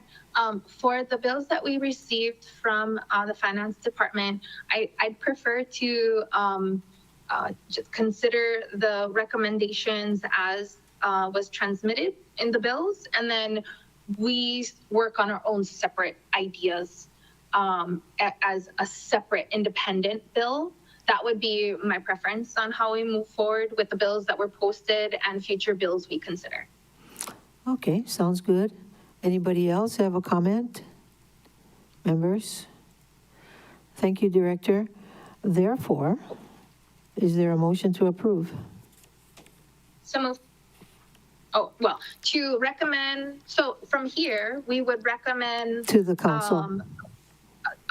Passage on first reading to the Yes. full council. Yes. So moved. Recommend approval. Is there a second somewhere? Oh, we have a second. Member Johnson, moved by Vice Chair Rollins Fernandez, seconded by Member Johnson, to approve this Bill 111 for recommendation to the council. Now, any further discussion? Vice Chair Rollins Fernandez. Mahalo, Chair. I appreciate the Finance Department's recommendation in Bill 111. I also appreciate the insights from Mr. Crowley, serving as a resource to this committee and served on the Property Tax Review Board. I understand his concerns, but I also understand how diligent our Real Property Tax Division is, because I worked closely with them when we first implemented the long-term rental classification and exemption. And there were a lot of attempts at trying to exploit certain things that perhaps, we hadn't, there was just a lot of creativity. People had a lot of creativity. So I know that they are watching very closely to prevent abuse. And I really appreciate how hard the Real Property Tax Division works to do that. Mahalo, Chair. Good. Any more discussion? No, I'm assuming the motion includes that we can address non-substantive grammatical changes, right? The staff is allowed to do that. Any more discussion? If not, all those in favor of the motion, please raise your hand. Aye. Okay, we have 4 ayes, 0 noes. Motion carries. Thank you very much. Staff?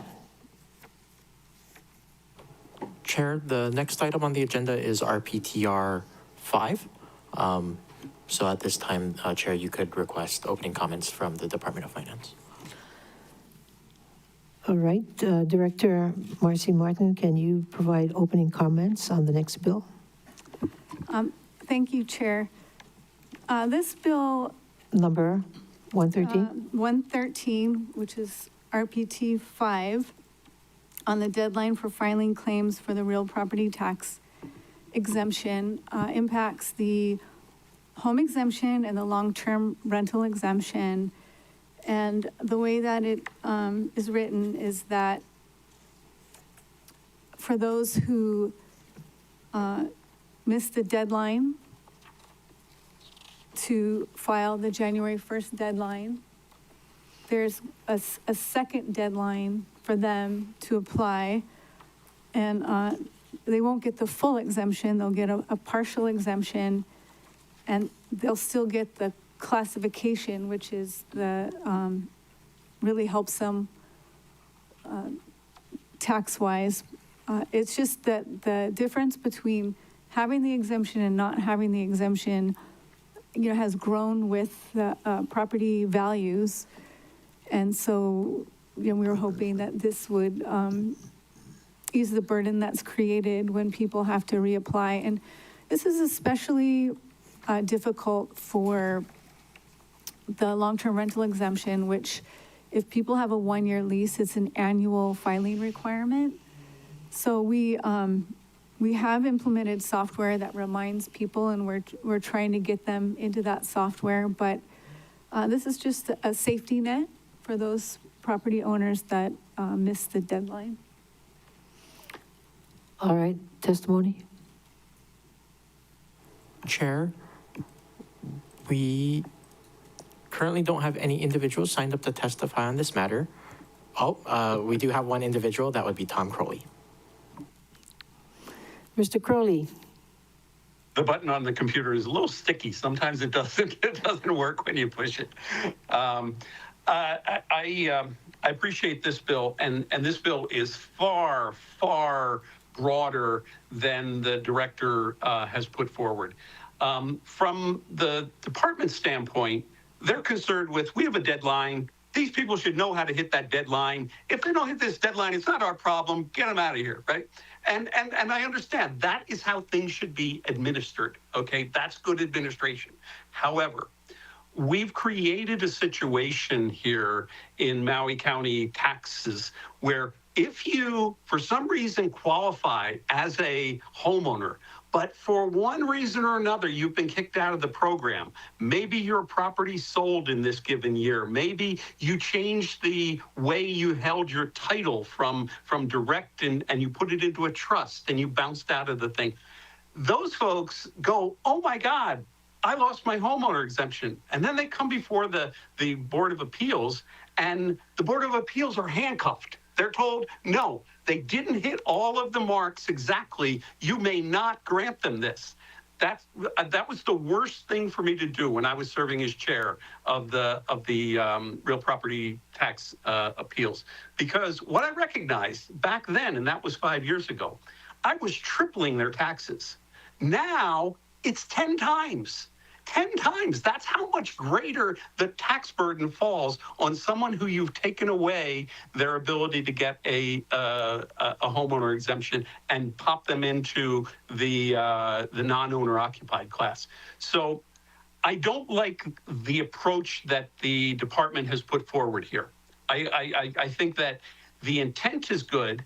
Let's have another way for people to get into the program. But this is not the right approach.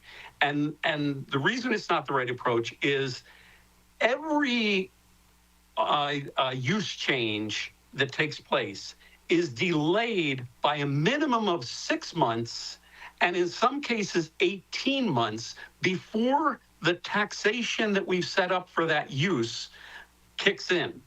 And we need to look at that from a broader perspective as to how to solve that problem.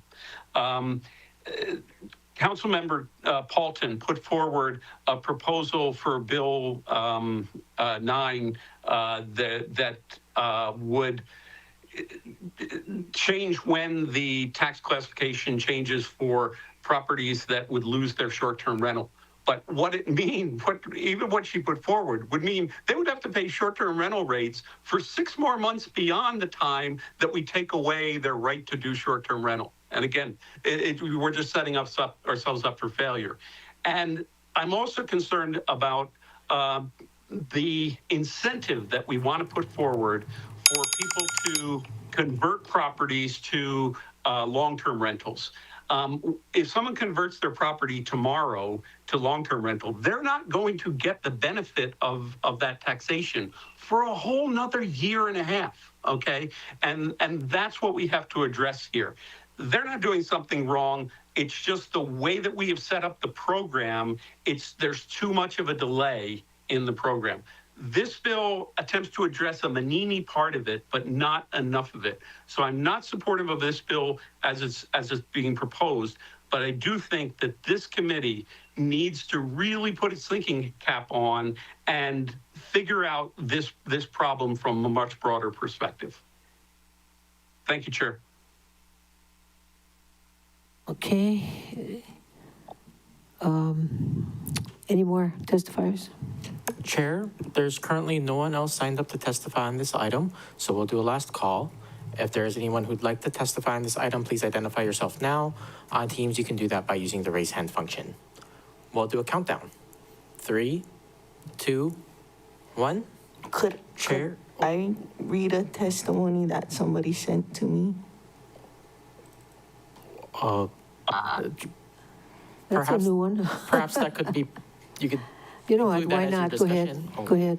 Okay. Chair, no, Yes. sorry, I'm sorry, Member Paul. I think testimony, we have read testimonies during deliberation. I think it's a bad precedent to set to start reading testimonies during public testimony period from the council members. I'm not a But we committee can member. do that during deliberations. Like, All right. I think we should just close public testimony first, and then Member Paulton can read that testimony during deliberations. Okay, why don't we just close, if we don't have any more testifiers, we'll close Member Paulton, and then you can raise that as part of discussion. Okay. Okay? Chair, so no one's indicated that they'd like to testify. Members, any objections to closing public testimony and accepting written testimony No for objections. the record? No objections? No objections, so ordered. Okay, now we're in discussion, and you want to ask the director a question? So this is what was sent to me, and I'm not gonna read the opening remarks part, like the aloha signs or whatever. But it just says, we bought our home, first time ever, from a mainland couple who hadn't lived in it in Wailuku for 14 years, been sitting empty even during the FEMA programs. They picked our offer over higher ones because we're a displaced Lahaina family, so I'm told. But now we're having to pay the mainland tax bill for the first year that we own it. Comes out to over $500 a month.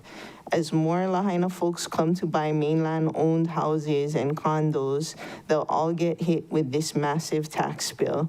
Already dropped everything into buying the house. Native Hawaiian, born and raised in Hawaii, family history in Lahaina back to the early 1800s. Kamehameha Schools grad and gotta pay mainland property taxes. Please help us with some kind of exemption program. Oh, that's interesting. Director? Thank you. I'll address this, and in addition to what Tom said, And it was similar to what Karen had mentioned. So this bill doesn't, it may address something like that if they forgot to file, but this bill is if someone did not file by the deadline. So it's, this is, they qualified and they didn't file. So it's a little bit different. And then I also wanted to mention that when a property changes to a trust or there's some kind of other ownership like that, even sometimes a death, we don't remove the home exemption. We usually work that out. We reach out to the owner, we have them reapply. That, shouldn't go to an appeal or shouldn't result in somebody losing their exemption. But this is kind of a separate case. With that being said, though, again, with the long-term rental application being annual, there are people who are in the program since its inception, and for whatever reason this year, they forgot to file, and now they don't qualify because they missed the deadline. So this is really addressing those. And we've, identified, we get a handful. And Chair Lee, you had mentioned if we wanted to implement that this year, we should be, date sensitive, that it would need to pass. And we have been collecting the names of people who have missed the deadline. And so we're going to ask them to testify maybe in October so you can hear their story. But it's not an insignificant number, and it's a way to help, a smaller group of people. And the reason why we've given them, half the exemption and a penalty is that we don't want all 1,000 people missing the deadline. We want there to be some incentive to make the deadline. But this would be for people who already qualify. It's a little bit different than. Do you mean already qualified in the same house previous year? This would mean that they owned in December. Like they were an owner, it was rented long-term, they were long-term rental. So it the case that you were reading, right, would be, okay, we assess as of January 1, right? Perhaps they purchased in March, right? So 3 months after January 1. They wouldn't qualify under this bill because they didn't qualify as of January 1. This is for people who actually qualify but missed the deadline.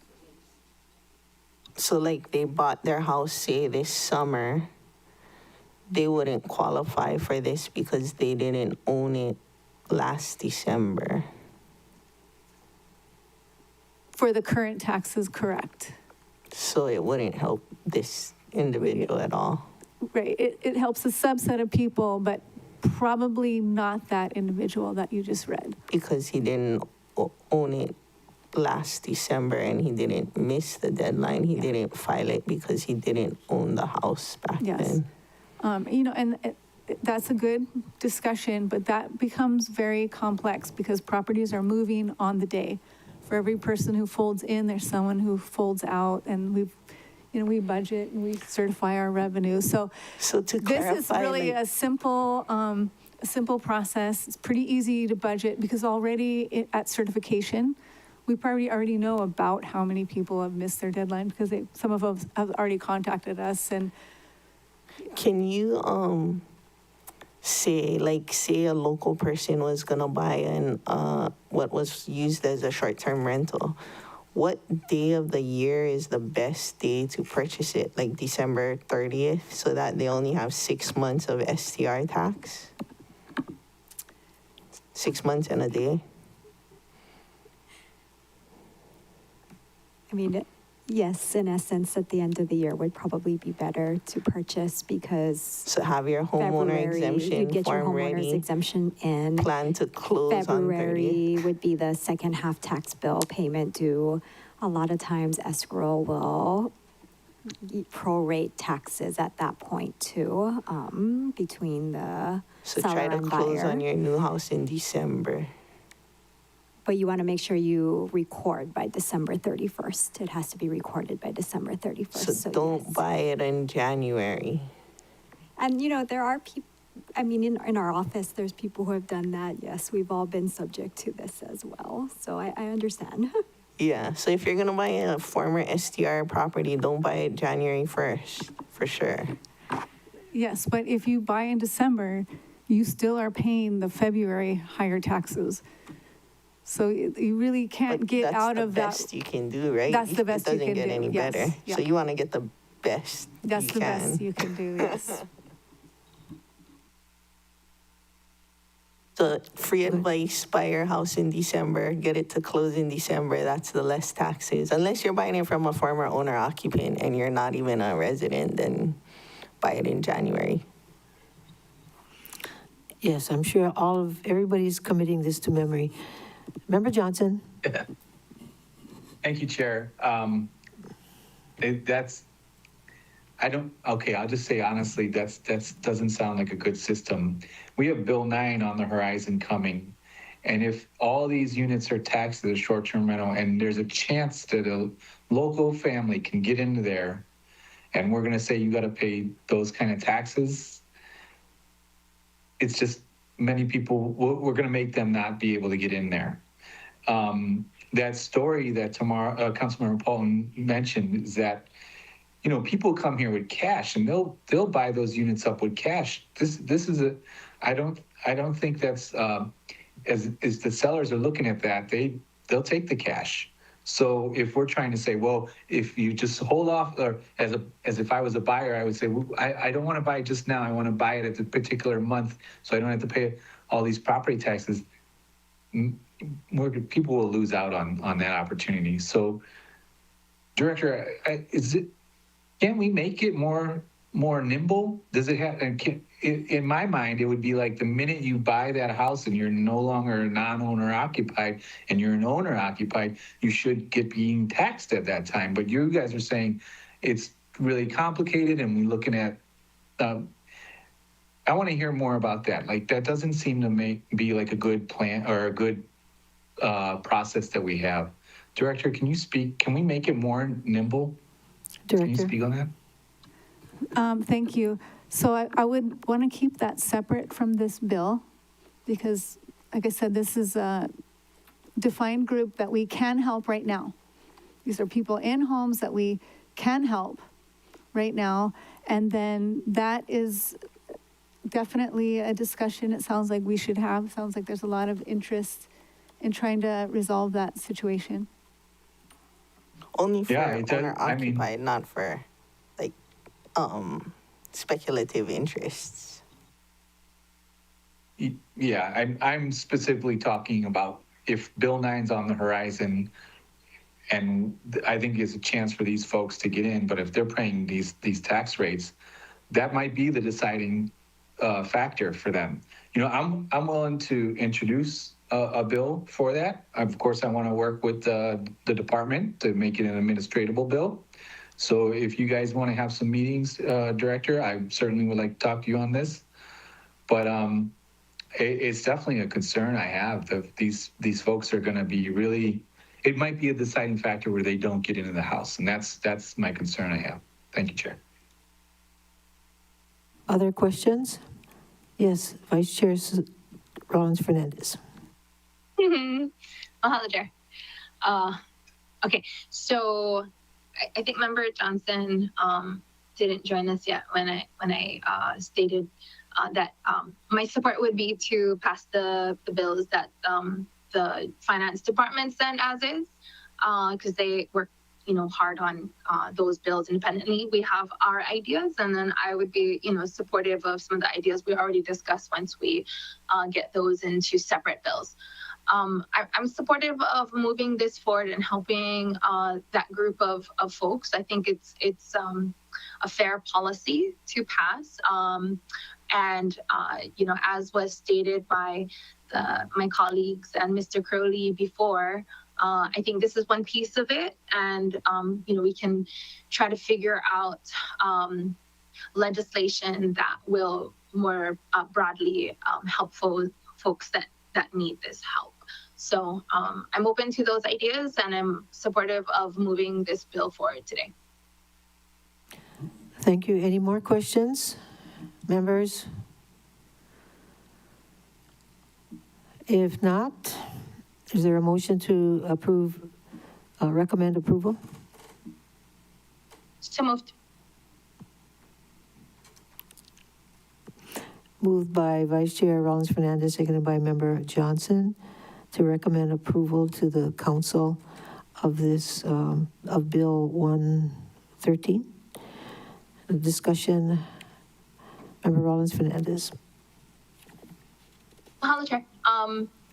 As I stated, I'm supportive of Bill 113, addressing that one piece of the bigger puzzle, and look forward to more legislation and the discussion around future legislation that will address the other pieces. Mahalo, Chair. Thank you. Any objections to including non-substantive revisions? No objection. Okay, so ordered. All those in favor of the motion, please raise your hand, say aye. Aye. Member Kama? Okay, 4 ayes, 0 noes, motion carries. James? Chair, the committee's on the last item on the agenda. That's RPTR 6, Bill 114. Okay, Director, do you have comments? Thank you, Chair, and I want to thank you for hearing these bills for us. We appreciate the opportunity to work with you to improve the code and address concerns that we've received from taxpayers. And this bill, 114, stems from concerns and misinterpretations I've received from taxpayers since 1995. There's always been some confusion as to whether the homestead lessees pay the minimum tax, or are they non-taxable, you know, what happens when it's vacant land. And so this bill aimed to simplify it, since majority of the land isn't assessed. So they're just assessed right now on their building value. And for the first 7 years, they aren't assessed either. So it just was kind of a happy medium where we created a system where once the homestead lease becomes improved with a home, that they would pay minimum tax. And that would eliminate them from having to apply for the home exemption, because they already should qualify for the home exemption because of the conditions of their lease. And so, yeah, we just hope to add some clarity and add some simplicity to this section of the code for the homestead lease owners. Testimony? Chair, we have one individual signed up to testify. That's Tom Crowley. I'll be very brief. I didn't want to not testify and you go, well, what's wrong with Tom now, right? but this I love any of these measures that bring better clarity to the code, and I'm certainly supportive of this one for doing exactly that. So thank you, Chair.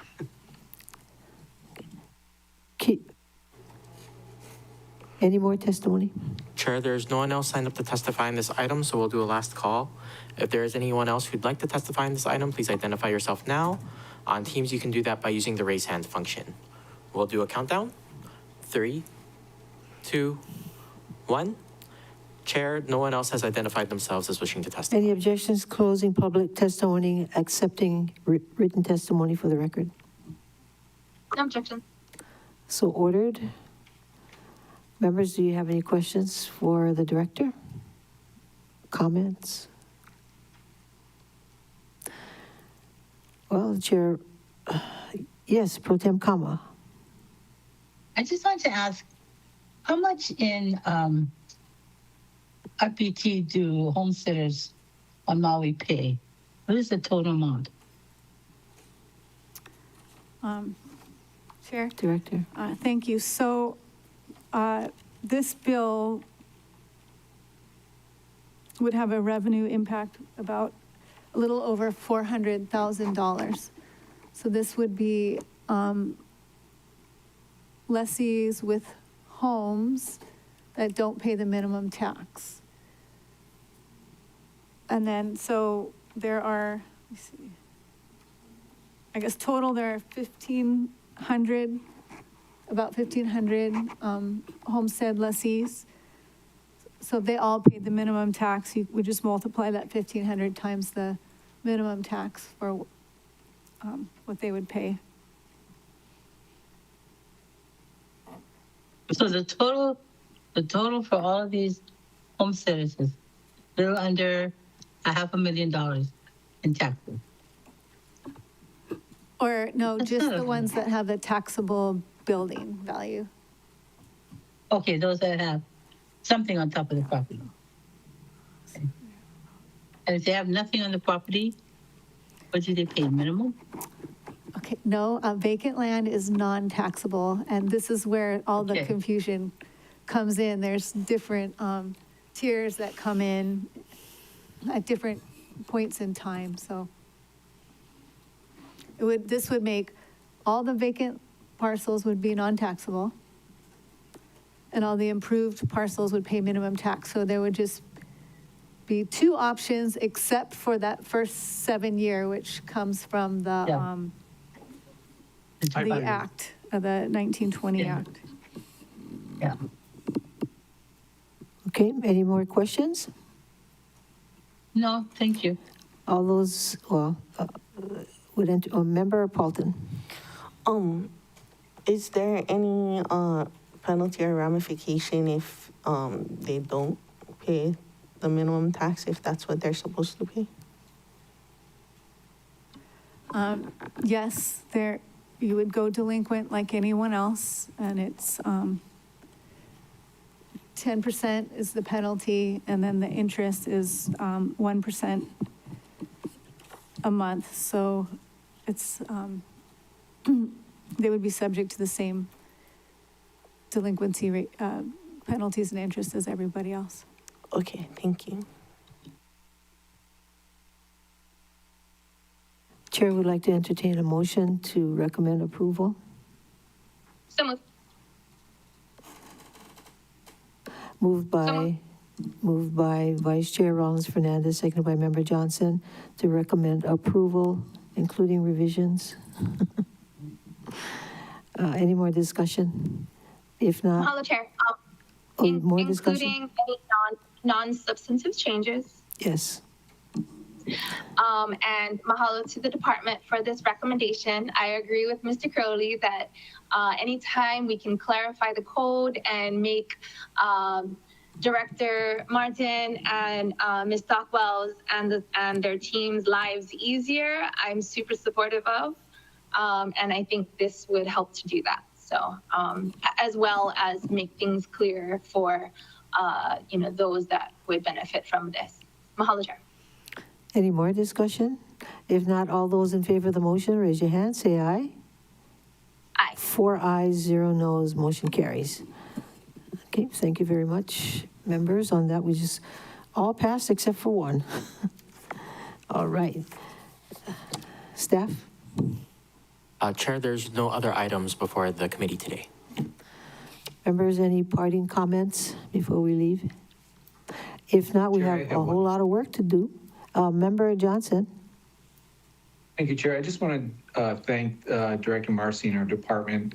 It's really refreshing when the departments come with bills that are actually going to streamline the process and cut some of that bureaucratic red tape, or however you want to phrase it. The systems we have are kind of janky, so it's nice to see the administrators say, this is our problem, this is our issue. And for us as a body to support it unanimously, I mean, that's when the stars align. So I'm here for that. Yes, more of that, please. Thank you, Chair. Good. Vice Chair Rollins Fernandez?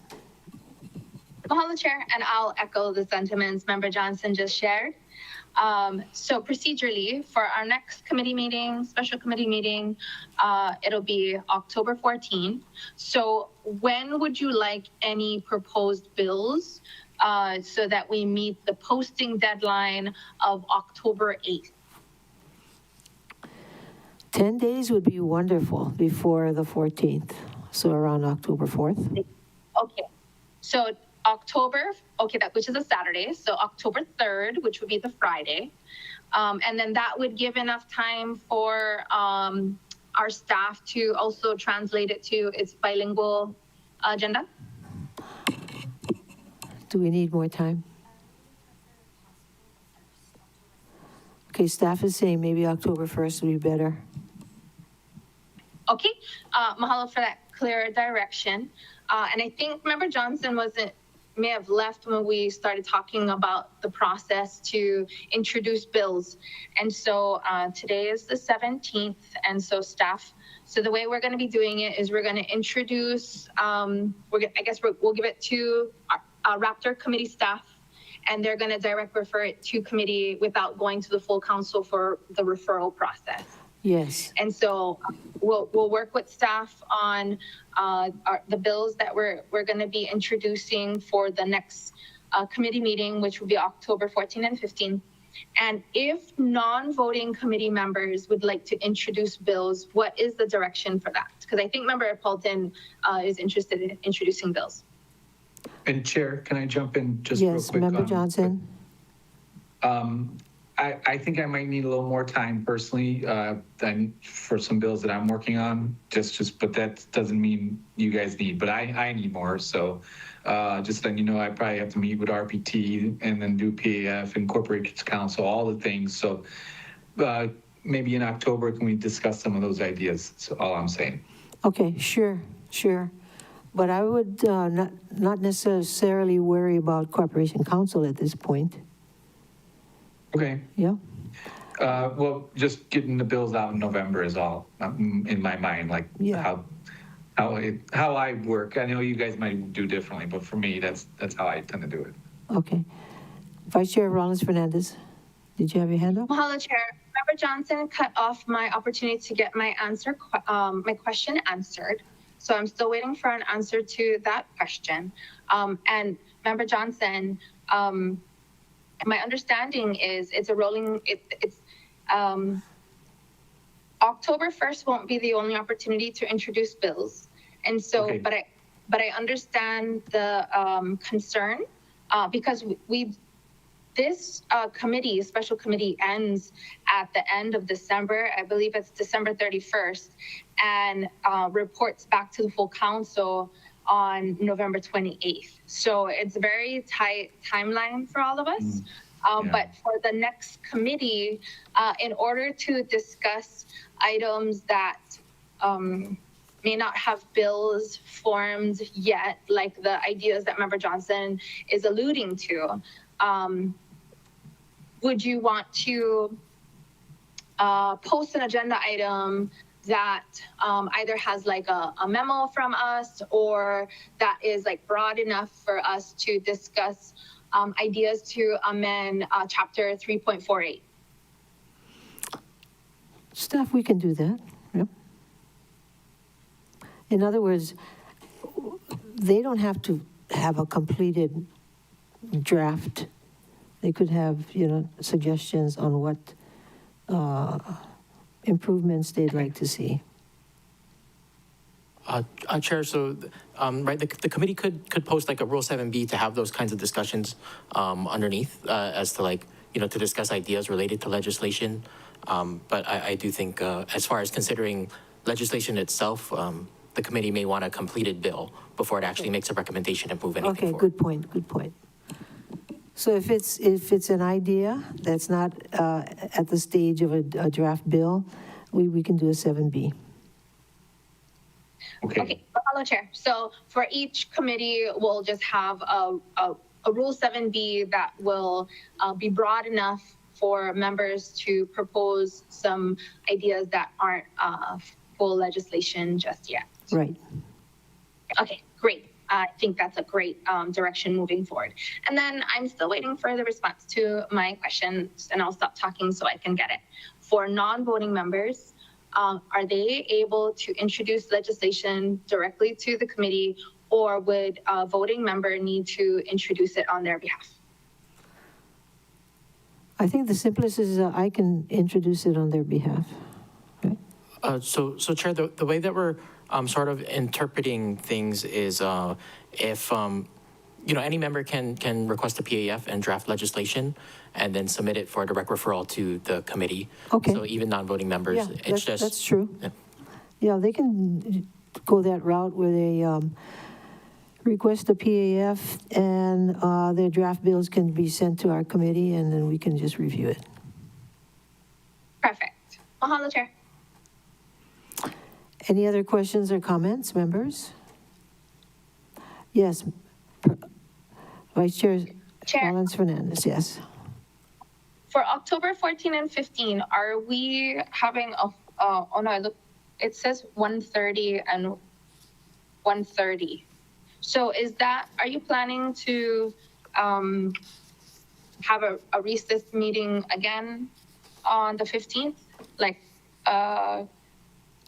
first that's the day plan, right? and then recess? Yes, yes. The 15th is Okay, this recess so- from the 14th. Okay, so the 14th will be when the public can testify at the beginning of the meeting, and then we'll likely close to public testimony at the beginning of the meeting, and then we would continue to allow testimony before each item before Yes. we take action. Yes. Okay, perfect. Mahalo. Anybody else? Staff, do you have any reminders for us? So Chair, apologies. I think I might have misstated the process relating to direct referring legislation. So yes, so apologies to revisit that topic, but yes, any member can request a PAF and, work on legislation related to RPT. But the process they would use is they would submit that to OCC and then from there, like as if it was going to the council, but then Chair, you could determine that should be direct referred to this committee. Yeah, okay. Yeah, I'll take care of that. Thank you. Anybody else? Peter, anybody? If not, members, I think we've got a lot done and a lot of work ahead of us. Looking forward to that. This meeting is adjourned.